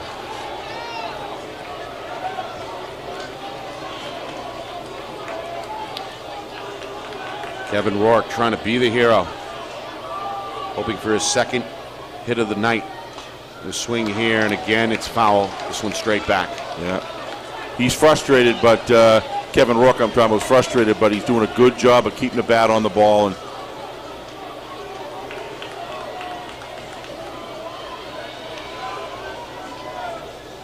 big pitch here. Outside. Just off the plate. We're even at 2-2. I like the pitch. You got your 1-2. Why not? You know, put something off the plate that's unhittable. Try to get him to swing. Pinkerton hoping to escape the inning with the game still tied at 1. The Astros will have the top of their order due up. Kid is something else. Goes down swinging. Key punch out for Watson. We stay tied at 1. No runs, 1 hit, 1 left on. And we head to the 7th inning. Still tied at 1 apiece. Who will blink first? It's about begin it. To find out next. Yeah. You're watching the 2023 NHIAA Division I Baseball State Championship game right here on Friday Night Lights, New Hampshire, in conjunction with the NFHS Network. Our broadcast today, as it always is brought to you by Beals Insurance Agency, with locations now in both Bedford and Londonderry. Whether you need home, auto, or business insurance, Beals Insurance will get you both the price and quality coverage that's right for you. Just call 603-471-9999 or visit BealsInsurance.com to request a free quote and start saving money today. Again, that's BealsInsurance.com.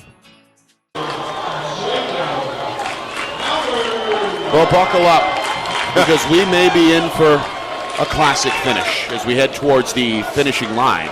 Still tied at 1 apiece. It's been a pitcher's duel between starters Connor Fennell of Londonderry and Casey Watson of Pinkerton. Londonderry took the early 1-0 lead in the first inning. Pinkerton evened things up in the 4th.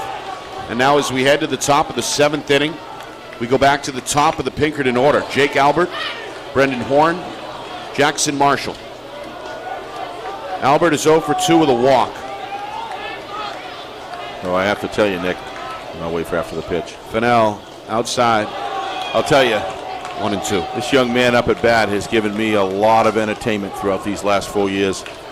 Was able to talk to Coach O'Reilly a couple years back about this kid, and everything that he said about him is absolutely true. He's a competitor, and to play as a freshman for Coach O'Reilly is not an easy thing to accomplish. That doesn't happen very often. Of course, Coach O'Reilly, the standing athletic director, and the longtime head football coach Albert, able to walk on and start day 1 as a freshman, which is, as we know, extremely rare, especially for Pinkerton. This one fouled back. I've had a chance to talk to his dad a couple times on, whether you text, email, or whatever, and tell him what a joy it's been to watch this young man play.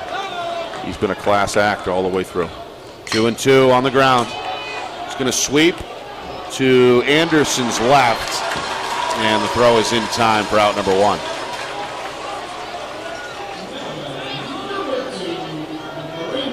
So Horn looks for his first hit after a couple of flyouts and a ground out in his previous at-bats. He's been impressive at shortstop. Warren going to look at that one. Strike one. Gives him. Yeah, he's definitely giving. He's been very consistent. He likes that. He's been giving that outside corner. Nice pitch by Fennell. It's Phil Levesque, our home plate umpire. This one up into the night sky. Who wants it? How about the right fielder? He's going to come up and make the grab for the second out as Liam Scott. No problem with that one. You can tell me it's clouding up again. I hope not. I hope not, too. We've had rain on and off this afternoon. Our Division III championship earlier was delayed nearly an hour and a half. Well, here we are. Jackson Marshall, 0 for 1 with a pair of walks. Liner foul as he takes the first pitch into the seats off the left field line. He's behind 0-1. That's getting around the ball. Yep. Jackson's lined up to pull here. Swing and a miss. Chase that one upstairs. Looks at Coach Campo, who looks back and says, calm down a bit. Yeah. Giving the hand gesture, trying to relax the junior. They're throwing him high and tight. Heenan knows he went after the high heater. Says, why not throw another one there? Instead, it's out of the zone, and Marshall stays away. Now behind 1-2. Swing, ground ball, sharply hit, backhand stopped by Hamilton in the hole, and a long throw is going to retire the side. 1, 2, 3 go the Astros, and we stretch here in Manchester, still tied at 1-1. Are we staying on? You sure are. All right, well, if you're Londonderry, you like where you are right now. And but there's one thing standing in the way of that, and that is the effectiveness of Casey Watson, and to the extent that he's been able to mow this lineup down. Yep. So, well, you really need to bear down and very similar pitch. Very similar numbers for these two. Obviously, you mentioned the contrast in styles, the difference in stuff, so to speak, but the final results, at least through now 6 innings, have been pretty similar. Yes. Watson has surrendered 4 hits, while Fennell has given up 7 through 7 innings. No, he's given up 6. I'm sorry, 6 through 7 innings of work. While Watson has allowed 4 Londonderry hits through 6 innings. It's a heck of a performance against a Division I. Yeah. Perhaps the best championship caliber team. Right, really, you can make an argument the best 2 teams in the state here. Absolutely. Battling each other. Londonderry 19-1 during the regular season. That included a regular season victory over Pinkerton in Derry. 3-2 was that final back on May the 6th. Astros went 16-4 themselves to earn the tournament's 3 seed. Londonderry fans getting involved. Yeah, they're rolling deep behind the dugout, and they're on their feet, as are the Astro faithful, dressed in red, third base side. First pitch is low. Watson just misses the strike zone, and Liam Stott, the number 5 hitter, is out in front 1-0. So Fennell has gone the full 7, let in 1 run. Fennell's gone 6. I'm sorry, Casey's gone 6. Right. Can he match the feet? Can he match the feet and get his team into the extra innings? Going to fire a strike outside here. Just out, or just over the outside corner, I should say. 1-1 the count. Now one in the dirt. Yeah, he's got to bring his knee back a little bit more. Don't change that form. And again, the Londonderry crowd getting louder by the pitch. In the dirt again, and you can hear the Lancer faithful. It's 3-1.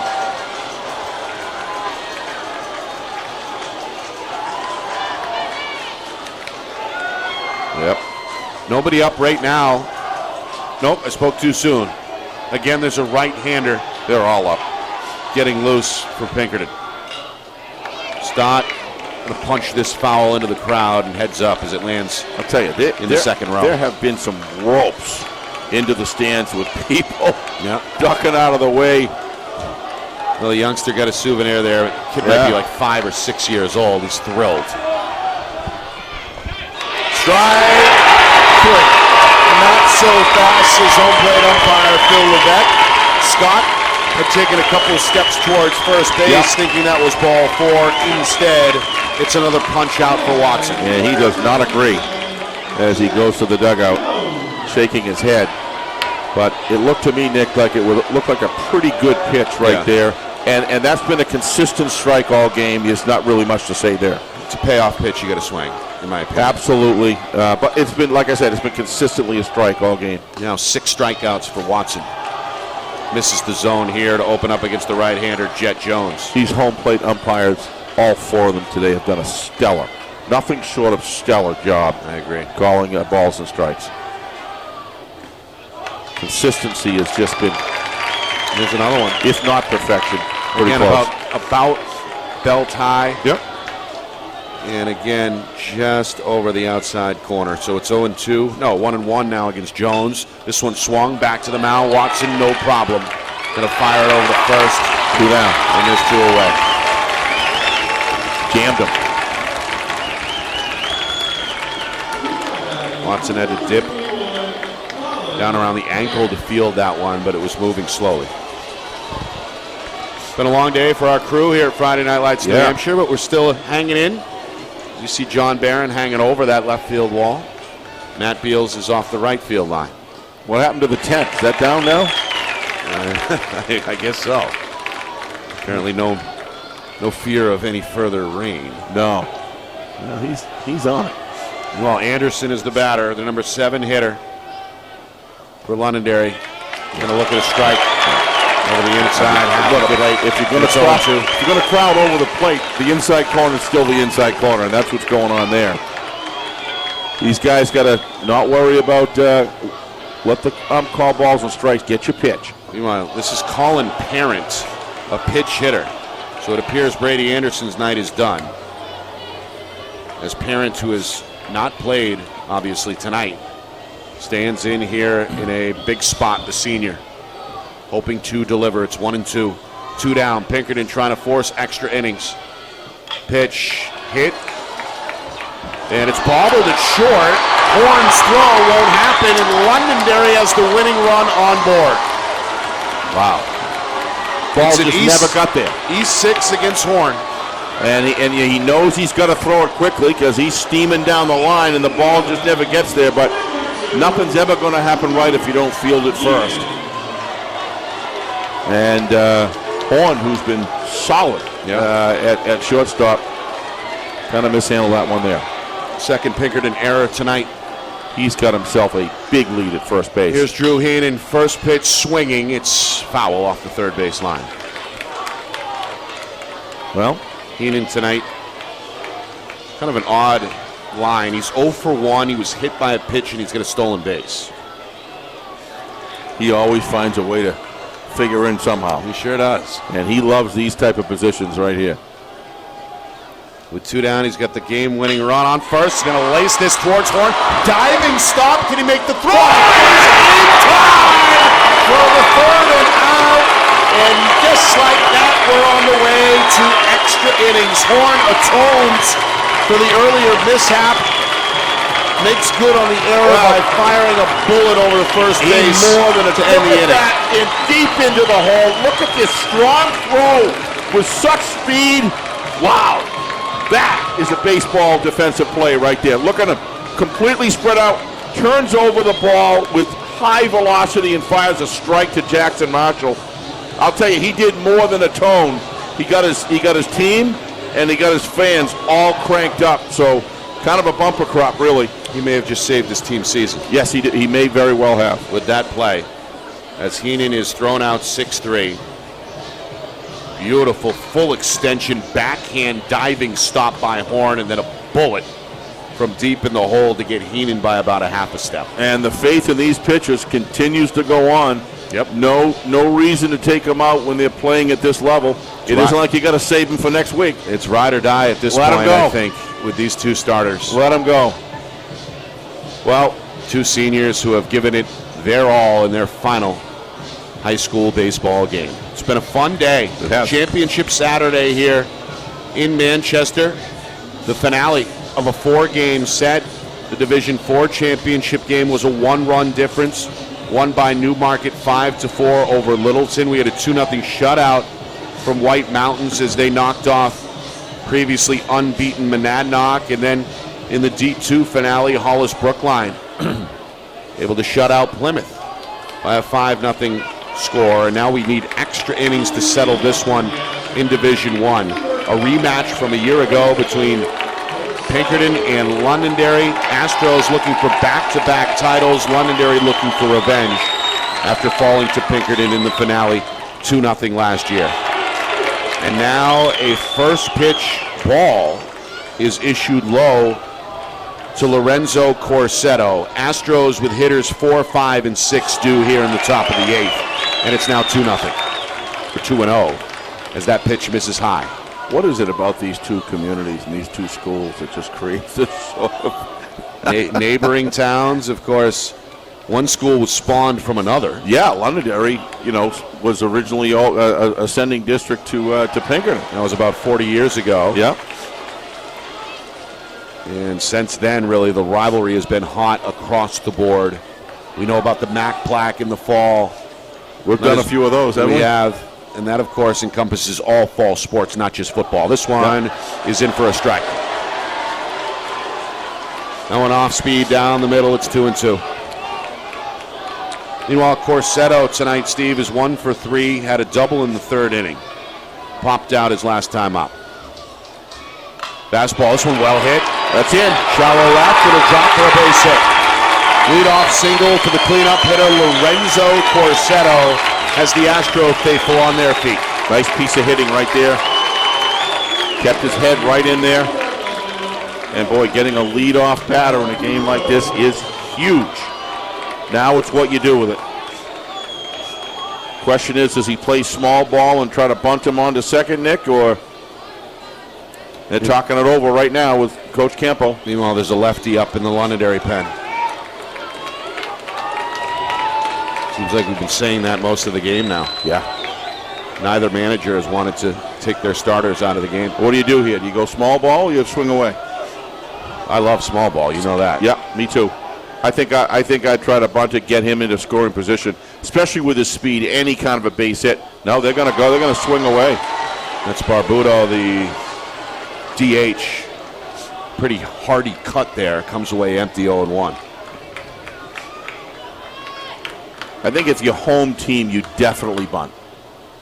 I've seen a lot of bunt attempts. You know what I mean? If you're today, home team, right, you bunt. Not even any question. But you're in the Astros case, the visitor. Right. Different scenario. But we've seen a lot of bunt attempts through the 4 games today. And they have not all been very successful. Heenan going to throw to second. Not in time. There's a stolen base for Corsetto. Wow. And now the go-ahead run is in scoring position. The Astros collectively now have stolen 3 bases tonight. Yeah, well, I mean, that just puts that's a great stolen base. You get it done, no question about it. Do it if you can. But he's 0-2 with first base open. He's not going to get much to hit here. And as you said earlier, Steve Campo's night continues to get better and better. Meanwhile, a swing and a miss as Barbato goes down for out number 1. What you look for in a coach, other than all of the leadership qualities and the ability to build a program and all that goes in with that, I think the thing you do when it comes game day is, do you put your team in a place to win? And I think Steve has done a great job at that today. Every decision that he's made has been well thought out. Going to bunt there, try to get him onto third.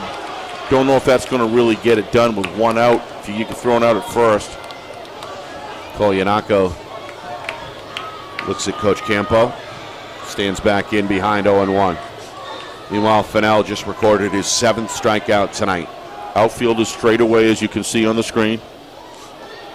Big lead off the bag at first for Corsetto. With 1 out. Yanako lifts this deep into the night air, down the left field line, and it's going to land at the fence. It's fair. Pinkerton's Corsetto is going to score. Yanako is going to stand in at second with an RBI double, and the Astros faithful is going wild in the stands. These seniors, Nick, they just have They have a knack for coming up big when the pressure's down. Boy, did he hammer that ball. Kind of looked like a Carlton Fisk 1975 hit. He comes in short, swings it, and he just, look at that. What a nice piece of hitting right there by Yannico. Little misplay out there in left field. Didn't get a good beat on it when it came off the bat. I think he thought it was kind of skying, and I can understand why. Yeah. But it just kept on going. Tough one to read. It's a very tough one to read. This one is low. The number 7 hitter, Sile Archer, is up. He's 0 for 3 tonight. Pinkerton's got a 2-1 lead. It's their first lead of the night, Steve, and it comes here in the top of the 8th inning. They've still got a runner at second trying to add an insurance run. Meanwhile, Archer lifts this foul off the right side this time. Very important. It's 1-1. Very important for Kyle to, if he gets his pitch, to swing there, because you don't want to be running down in the count with the first base open. So if you're going to get a good pitch, swing. And he did just that. And there it is in the shallow center. They're going to wave around Yannico, and the running back doesn't hesitate. He's going to score without a throw, and it's 3-1. Guys are coming up big. Archer able to deliver with his first hit of the night. That's what I was saying, Nick. When you got first base open and you get a pitch to hit, you've got to go for it right there. That's a nice piece of hitting. Nice level swing. Shoulders, I mean, the bat out behind your hands. And that's going to be the end of Connor Fennell's night. Yeah, he's the senior dejected as he walks off the mound.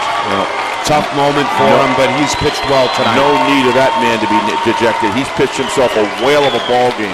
Gone 8 innings, Nick. 8 innings. He's done about all they can ask. Everything you can ask of that young man, he's done.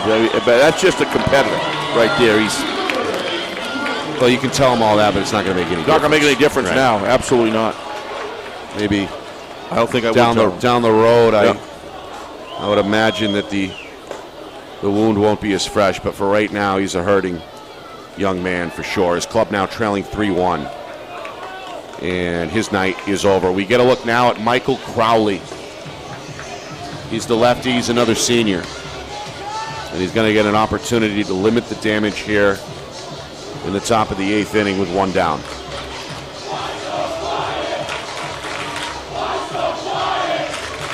And now the taunts are heard from the Pinkerton side. I've heard more taunts between these two teams than you care to remember. On both sides, and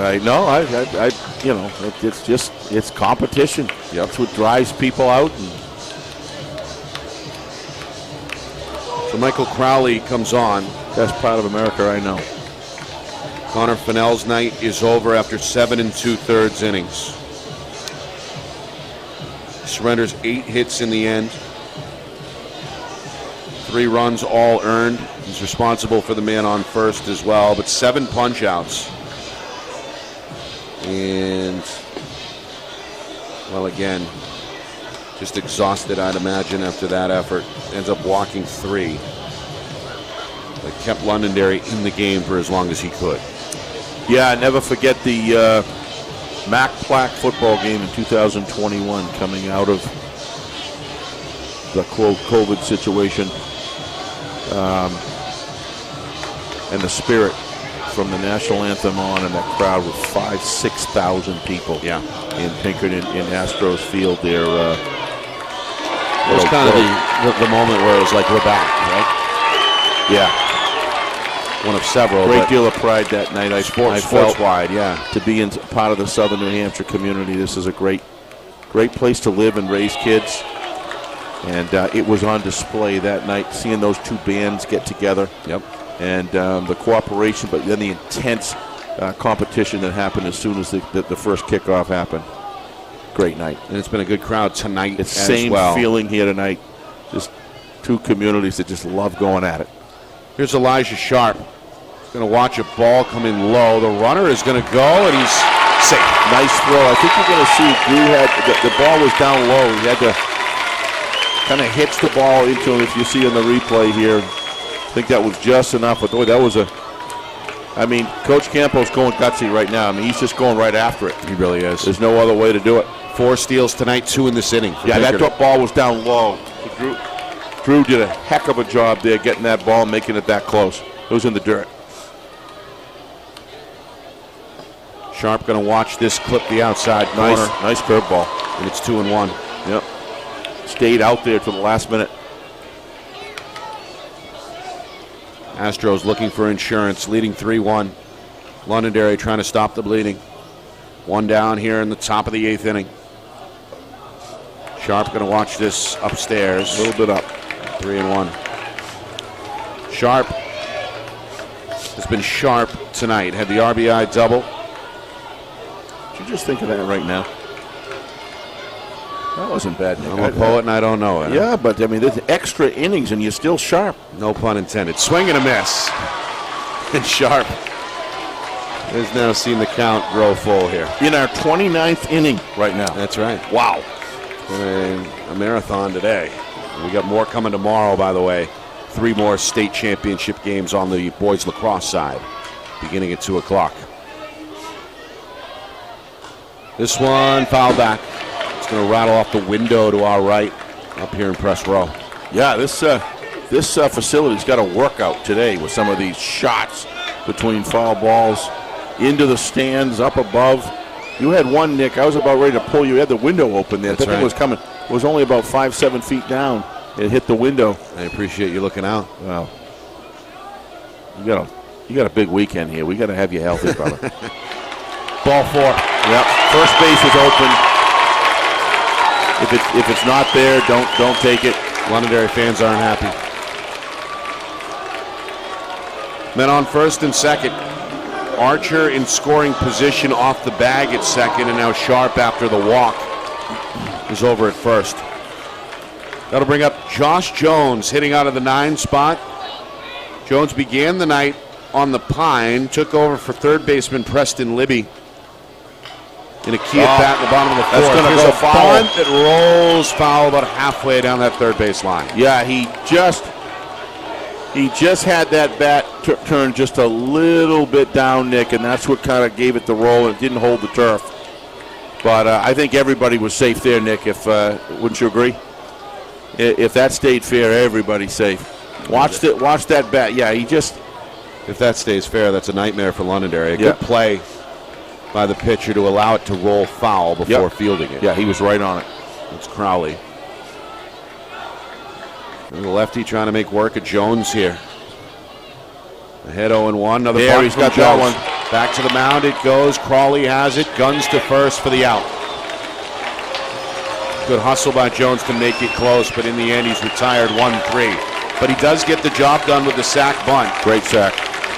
As he moves over both Sharp and Archer, and now 2 men in scoring position for Pinkerton. Yeah, that's a nice bunt. It was close, but he was out. And as you mentioned, Steve, another win, I think, for Steve Campo. Absolutely. He's calling this game, putting his team in every decision that he makes in the best chance to win. But at the end of the day, it's the players that have to execute, and they're doing that. Exactly. 7th man to the dish here in the inning. It's the leadoff man, Jake Albert, still seeking his first hit. He's 0 for 3 with a walk. Trying to potentially just maybe put this out of reach with a base hit. Nice framing job there by Drew Heenan. Very impressed with our catchers today. Good work there. All divisions. Yep. 1-1.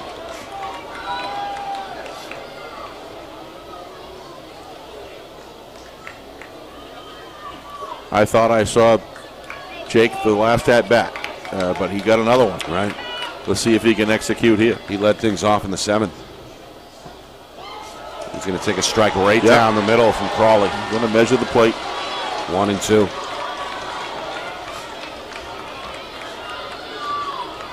Well, if he hits a ground ball, you better get it over to first quick because. Ooh, this one just misses. Drew wanted it. You could see he hung his. Yeah, I think Crowley wanted it too. I think they both did. Half the town of Londonderry wanted it. Instead, it's 2-2, and we continue things here in the top of the 8th with 2 down. Did look a little outside, though. Pinkerton a 3-1 lead. Runners on second and third. Crawley, a deep breath. The lefty will deal. This one swung on and missed, and down goes Albert. Wow, nice pitch. Nice pitch. Took a little off of it. Jake was out ahead of it. So Crowley, after coming in relief for Connor Farrow, limits the damage, and it stays 3-1. However, Londonderry is down to their final 3 outs. Do the Astros stick with their starter Watson, or do we see a reliever here to work the bottom of the 8th? I'll tell you, they better have him tied down, because I think it's going to be pretty hard. It looks to me like they're going to bring in a new pitcher, which they are. And what a heck of a job that Casey Watson did. I'll tell you, this head coach of Pinkerton is not afraid to make moves. Very deliberate and very sure about what he wants to do along the way here. It's a sophomore too, Steve, the youngster about to pitch in the biggest spot of his life, Leo Boucher, who, as we mentioned earlier, had been getting warm for seemingly an hour by now. All right, there's Coach Demos. One final message to his group here. He's got hitters 9, 1, and 2 due to the plate. McKinnon, Hamilton, Carey in that order. After a 19-1 regular season, Londonderry claws their way back through this postseason tournament. They outlast 8-seed Bedford in the quarters by a final of 2-1. That game was very tight throughout. Then Londonderry doubles up Goffstown in the semifinals, 8-4. Took an initial 1-0 lead here tonight. Pinkerton came back to tie it at 1 in the 4th inning. And then 2 more runs come across in the top of the 8th for the Astros, and Pinkerton is 3 outs away from a second straight Division I championship. Yeah, I've been watching Leo Boucher, Nick, and quick report on him. He's got some heat.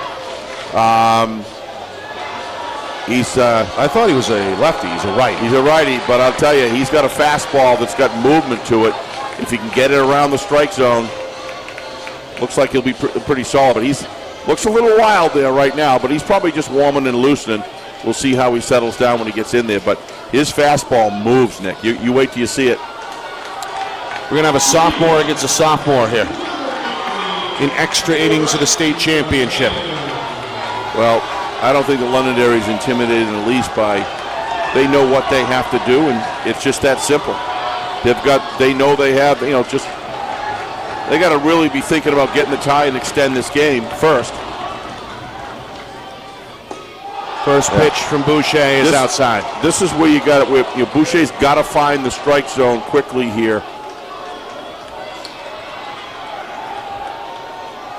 McKinnon from the right side looks at ball 2 upstairs, and again the Lancer fans getting loud. Yep.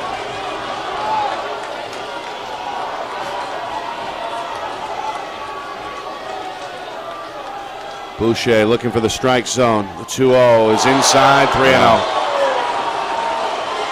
Yeah, he's got to find. I mean, it's 2 runs. It's not 5, Nick. The margin of error here is. Third baseman goes out. He says, "I'm all right. I'm all right." Yeah, that's Jones. That's Jones. Gloves. I mean, he's got smoke. If he can bring it down, he'll be hard to hit. Outside, ball 4. So a leadoff walk is going to bring the tying run to the plate as McKinnon takes first. If you're Londonderry, you've got to be pumped up right now. That's 4. Coach Campo's not going to waste any time. He's got another reliever getting warm. Oh, yeah. Meanwhile, we take a look at Watson, the starter who went 7 innings. Kind of isolated himself at the end of the row, looking on over the rail of the dugout. Yeah, he got a strike. He's bringing it down. Some of it's just a measurement. First pitch to Hamilton is in for strike 1. It's 0-1. Boy, I'll tell you, this is fast-paced baseball right here. Hamilton is 1 for 3 tonight. 2. Right down the middle. Hamilton takes. Starting to find it. Maybe he looked over, Nick, like you did, and saw another guy getting up in the bullpen. He said, "Whoop, I better fix things quick here." Let's see what happens here. Keeps this outside as expected, I think. Yeah, he's got to play within himself. 1 and 2. Couldn't get the leadoff man to chase there. Yep. Meanwhile, a moderate lead off the bag at first for McKinnon. Pinkerton a 3-1 lead. Astros looking for the first out here in the bottom of the 8th. Yep. Hamilton steps out of the box, looks down the line at Coach Demas. Stands back in, trailing 1-2. Meanwhile, look over the shoulder by the sophomore Boucher. And now the pitch is chopped into right field, base hit. They're going to send McKinnon to third. That throw is off target, and now Londonderry has 2 runners in scoring position. Never say die. With still nobody out here in the bottom of the 8th. Campo looks like he's done now. So Hamilton, a base knock to right field. His second hit of the ball game. Able to extend it to second on the throw to third. And the Lancers maybe 1 hit away now from tying the baseball game. Nice piece of hitting right there. Just get the bat on the ball. Opposite field. You got runners on first and second. You want to go opposite field just to move the runners. Thought when I saw him rounding third, right, I said to myself, uh-oh, that's risky, but the throw was well off the mark. If it was on the mark, I think he probably would have had him. Yeah, he would have had him, but well down the inside of the baseline. Well, how about Londonderry coming right back? Can't script it. You can't script it any more dramatically than what we've seen here. No, this is just hard grit baseball at the plate going against tough pitchers. And there's that Lancer faithful. Really surprised he's leaving him in. I thought he was going to, that Yanako's going to go out and talk to him. Yeah, they want more time, I think, to get the reliever warm. I think you're exactly right. That's just smart thinking. Now, that is a lefty in the pen. Yeah. But I don't know exactly who. Well, when I saw the lefty get up at bat, I thought he was going to come in. Got a lefty here and Owen Carey. Could tie the game with 1 swing. Boucher, the sophomore, goes low for ball 1. And the count opens at 1-0. Carey tonight is 0 for 3 with 3 groundouts. Swing, chest, outside, 2-0.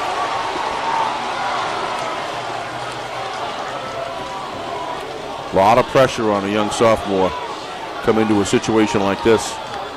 He's got a lot of fire, a lot of velocity on his ball, but he's struggling with his windup, struggling with his mechanics. And it's 3-0. And it's 3-0. Ball 4 would load the bases. Pinkerton clinging to a 3-1 lead. Boucher's 3-0 is down the middle for a strike as Carey pulled the bunt back. Carey, the junior, showed bunt initially, pulled it right back. Yeah, he's going number 1 again. No. Upstairs, ball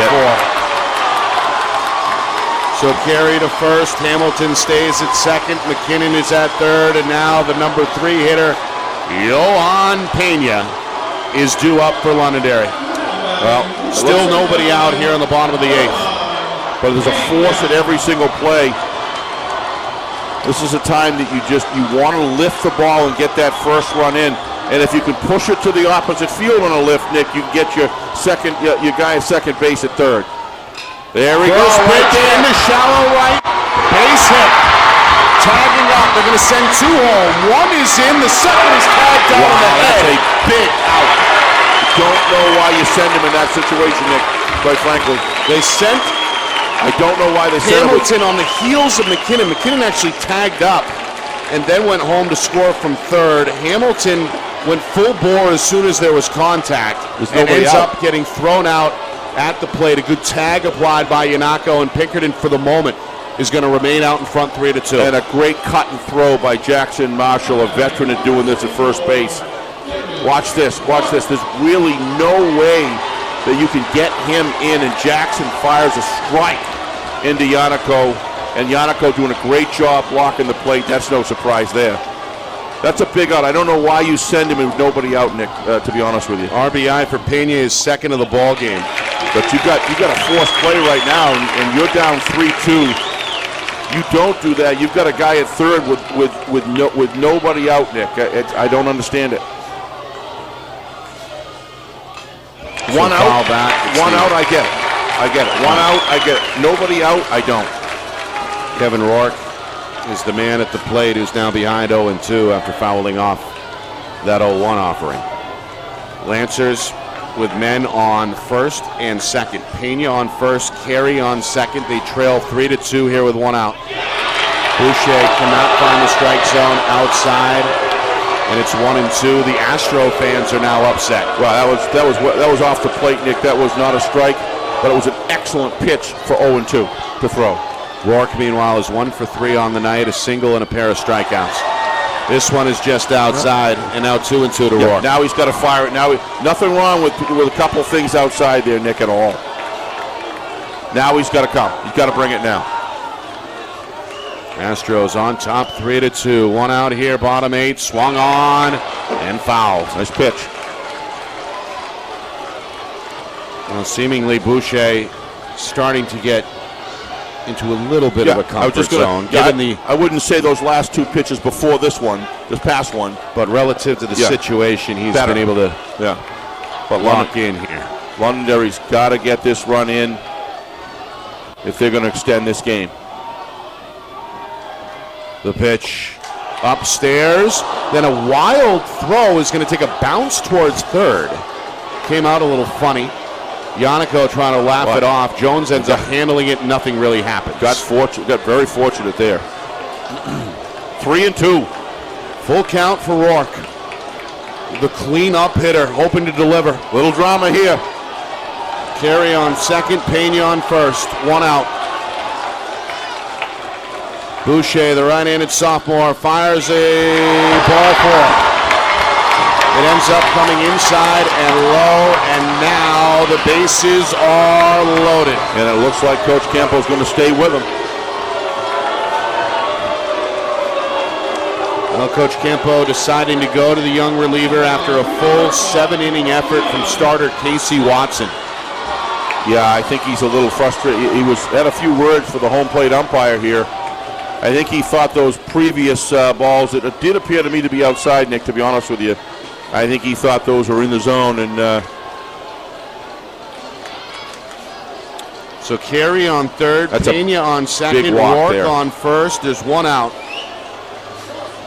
Londonderry hoping to deliver the state championship potentially with one swing here as Liam Stott, the number 5 hitter, stands in, looking for his first hit of the night after going 0 for 3 with a pair of strikeouts.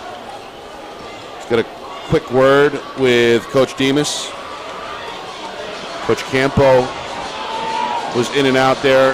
A quick word with his battery as well. And now ready to rumble here. Boucher against Stott, righty on righty. Coach Campo showing a lot of faith in this young man. This one in for a strike. Goes right down the middle. Yeah, you breaking ball right there. Just hit the side of a wall and came right back down. Nice pitch. The 0-1. Swing, line drive, right field. The game is tied. They're going to hold up the runner at third. Everybody told to pump the brakes. The game is tied at 3, and Londonderry now a chance to deliver the state championship as they bring Chet Jones to the plate. Incredible piece of hitting right there. Carey scores on the RBI single by Stott. Pena's over at third. Rourke is at second.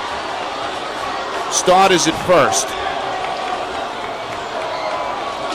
The third hit of the inning allowed by reliever Leo Boucher, and the sophomore is going to get yanked here.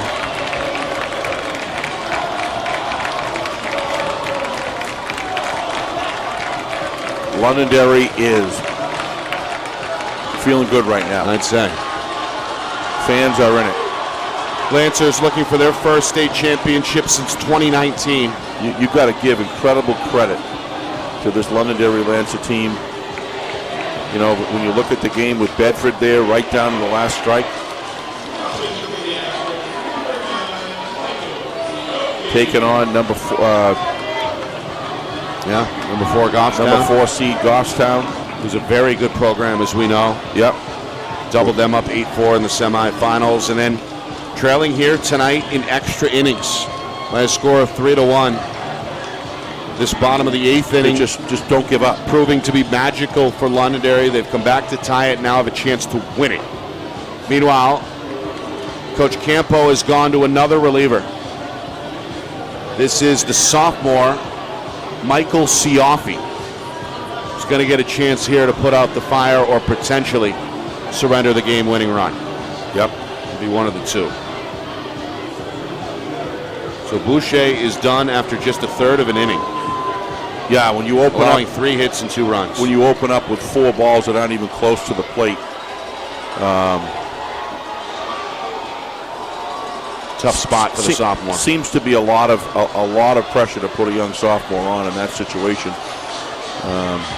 I also feel a little bit bad, Steve, for Casey Watson, who had his team in position after 7 strong innings, not to get the green light to go out there for the 8th and having to watch his team surrender the lead. And really, Nick showed no signs of fading whatsoever. Yeah, but we don't know. Maybe in that long inning he's in over between. that pitch count. Yeah, he whatever might have it been was. over that pitch count, like you say, and it could be some other reason that. I agree with you. What a performance by that young man. But, well, again, the other side of it is if Coach Campo leaves him in, and then we have a Pedro Martinez situation, then it's really a no-win situation. Is my point. And it's easy to second guess. Very easy. Easy to second guess in the rearview mirror. And Coach Campo's made a lot of great decisions to get him to that point. I think this is more about Londonderry just will not die. Right. 3 hits here in the bottom of the 8th, and now Jet Jones.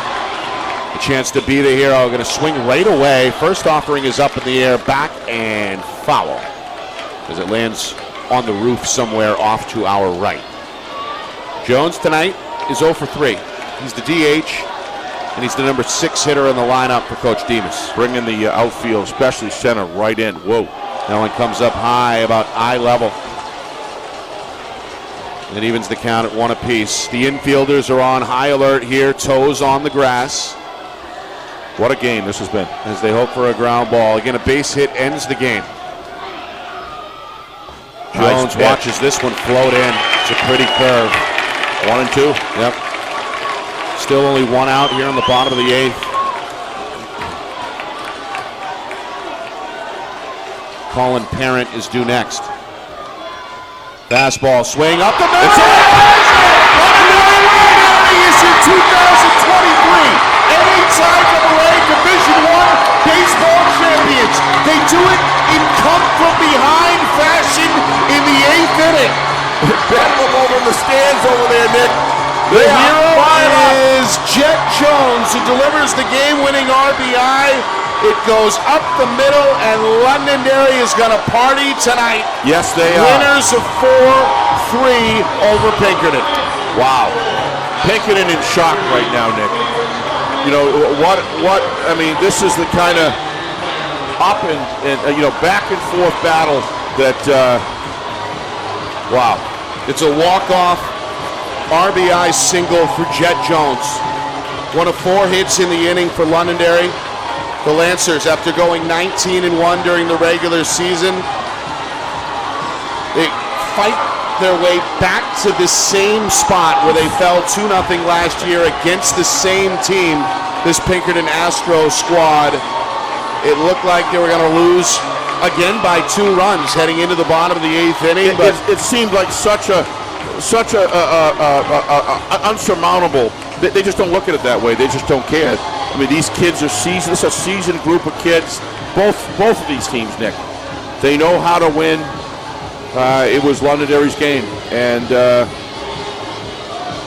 what an extra inning we had. Yeah, the 8th inning. Pinkerton adds 2 look in the top. Look at the sportsmanship Londonderry amongst gets these 3. seniors walking through. They're brokenhearted, but the sportsmanship is off the charts with both of these teams. I'm very proud of watching some of the Jackson Marshall. What a class act. That's not an easy thing to do when you feel this low, but this is what good quality competition brings. It's Londonderry's year. I think, Steve, it also shows the respect level. For tremendous. Both the programs, the players. They compete, of course, across multiple sports, multiple years, multiple seasons. Yeah, there's something special about this matchup, though. In whatever sport they play, right? There's just something about it, and it's over in the 8th inning. 4-3 is the final, as the Astros are heartbroken. The Lancers are jubilant. The win is going to go to Michael Crowley, who came in relief of Connor Farrell. The loss is caught by Leo Boucher, who was responsible for that runner who crossed home plate in the end, and that's the difference. 4-3 is our final. Londonderry is a champ yet again. They add another title to their trophy case, Steve. That's now 5 on the baseball front. They did it in 04, again in 2010, 2014. I mentioned 2019. And after coming so close a year ago, they get it done here in 23. Yeah, there's two players in this game that I just want to call out, Connor Fennell and Casey Watson. Absolutely. I'll tell you, if you're looking for two tough-minded athletes that just gave pride and I'll tell you, just watching those two guys fight through adversity throughout that game against the best competition. The right two teams are here this year, no question about that. It's that close. It was this close to go 8 innings, but those two ball players to me stand out in this game as just incredible accomplishments of what they were able to do. So the Astros will reluctantly accept their runner-up medals. You see Jeff Collins down there. You just had that feeling, Nick, when Brendan Horn had that error there, wasn't able to give it, and then makes that unbelievable, but really the defensive play of the game without any question, and runs off the field. Everybody's jacked up, fans, and then they go up 2 runs. It looked like it was insurmountable. This group of Lancers, they just don't care. They don't look at. They have no interest in anything other than when it's their turn, and they executed. And you gave them just a little bit of light with with a walk on the first batter, and then they just took it away after that. Some really, really good hitting as far as what they didn't swing at, and made sure that the opposing pitcher had to work for every single pitch. And that's just good baseball. Londonderry. But the sportsmanship is what I'll walk away from this game, seeing after the game. Just a great battle. There it is, Drew Heenan in the middle of that mob, holding up the championship plaque above his head. Stellar career for Heenan. He's got a ring now in football and baseball. Yeah, that's something else, huh? It really is. Something else. And he's a big part of this game. The way he and Yannico work with pitches is very impressive through this whole game. And there's Jet, the hero. Yep. Jones came up with the game-winning RBI in the 8th, and he holds the trophy above his head, passes it over to teammate Johan Pena, who was instrumental tonight. 2 RBIs, 2 hits, and he was the man who scored the winning run as well. So, all in all, a pretty good night for Pena. Pretty good night for the town of Londonderry. Pretty good night for the athletic director, Jimmy Lozon, who's down there on the field. And Brett Demas as well. I mean, Demas, of course. These players have their attitude. They're part of a program and part of a system, as you say, under Jimmy Lozon, but there's a spirit of winning, and there's a spirit we just don't give up. And, they've had their set of heartbreaks, losing to Bedford in the finals in football. They come back here and kind of do the same thing that Bedford did to them in the towards the end of the game. They just got stronger and stronger, and that's the beauty of being a multiple sport athlete, is you get multiple cracks in the back. Go ahead, Nick. Sorry. Well, I was about to say, let's get a look at that celebration. Yep. See if we can get that on camera, that celebration. As they pose for the pictures along the first base line. It's a good thing to see. Yep. Maybe we can get Matt to swing that camera down there. There we go, swinging it right. That's beautiful. A good shot. Let's keep it there for a moment as Londonderry celebrates their 5th state championship on the diamond in school history. Steve, your final thoughts, not just on this thriller here, but really on Championship Saturday as a whole. If anyone was ever going to challenge or wonder what makes a great baseball team, and you don't put pitching as your number one thing, I don't know what else to tell you. Pitching is even more important than hitting, Nick, because everybody's going to get runs. There's going to be errors made. There's going to be bases advanced. But what you do in and out each inning with pitching and the strength of your pitching staff is really just like a quarterback in football, your defining tool that sets you up to win every single day. The second thing, I want to really thank the NHIAA putting on a grand event here. The work to keep the field in shape during those rainstorms. With not a big staff by any stretch, did a great job today to get this thing to go through. Thank you to all. I wish Jordan the very best in his future endeavors. Jordan Scott was a great guy to work with. I will miss him, but he's on to some exciting new things in his career. And obviously, Nick, very, very proud of our FNLNH media staff here with Ben Beals, and I know you'll talk about that at the end. And it's just great to work with you all day, buddy. I love working with Nick and Assis, I'll tell you. Great The success. best in the business. Likewise, Steve. Enjoyed it. First time since November you and I have been united on the mic. But this six nice months, we got a lot of content, so that's good stuff. That's true. All right, I want to thank a few people as well. You mentioned Jordan. You mentioned Jeff from the NHIAA, of course. Our friend Don. Dave Rosmick. Oh, yeah, Dave as well. We can't forget him. He hooked us up with the lineup cards. Thank you, Dave. Tonight, that man has been helpful in the past. Of course, that's Roger Brown of the New Hampshire Union Leader and the New Hampshire Football Report. Saw our friends in the media tonight. Alex Hall, the Union Leader as well. Tom King. How about Don Boyle at NFHS? About to get there yet. Don Boyle, of course, giving us the green light. And that partnership continues to get stronger really by the day with the NFHS Network. Speaking of the NFHS Network, the only place tomorrow to take in Championship Sunday in Exeter for the 3 state championship games on the boys' side is on NFHSnetwork.com. We'll be with you for Game 1, the D1 final between Bishop Girton and Pinkerton beginning at 2 o'clock tomorrow. I want to thank the folks at the Fisher Cats here as well, including our own Cat Doyle, kind of working double duty tonight. We appreciate the help there. Brandon Karen, and the rest of the staff here at Delta Dental Stadium. We appreciate it. Want to thank, of course, our staff. You mentioned it. John Barron here bright and early. Incredible. Staying 12-plus hours and providing the technical know-how to get this whole thing off the ground smoothly. Appreciate John all season. Of course, Matt Beals had his own little area up there, his own little suite all afternoon. Didn't complain. He's still working for us up there off the right field line. Appreciate Matt as usual. And, of course, the whole thing strung together behind the curtain by the man behind the curtain. 3 hours in the morning. Ben Beals, double duty and directing another flawless production. We appreciate that. Of course, Steve Beals, the executive producer, ripping the mic tonight. Appreciate the marathon broadcast. And, of course, my name is Nick Anastas, saying so long. Final score, final time in 8 innings. Londonderry 4, Pinkerton 3. This has been a presentation of the 2023 NHIAA Baseball Division I Championship game right here on Friday Night Lights, New Hampshire, in conjunction with the NFHS Network.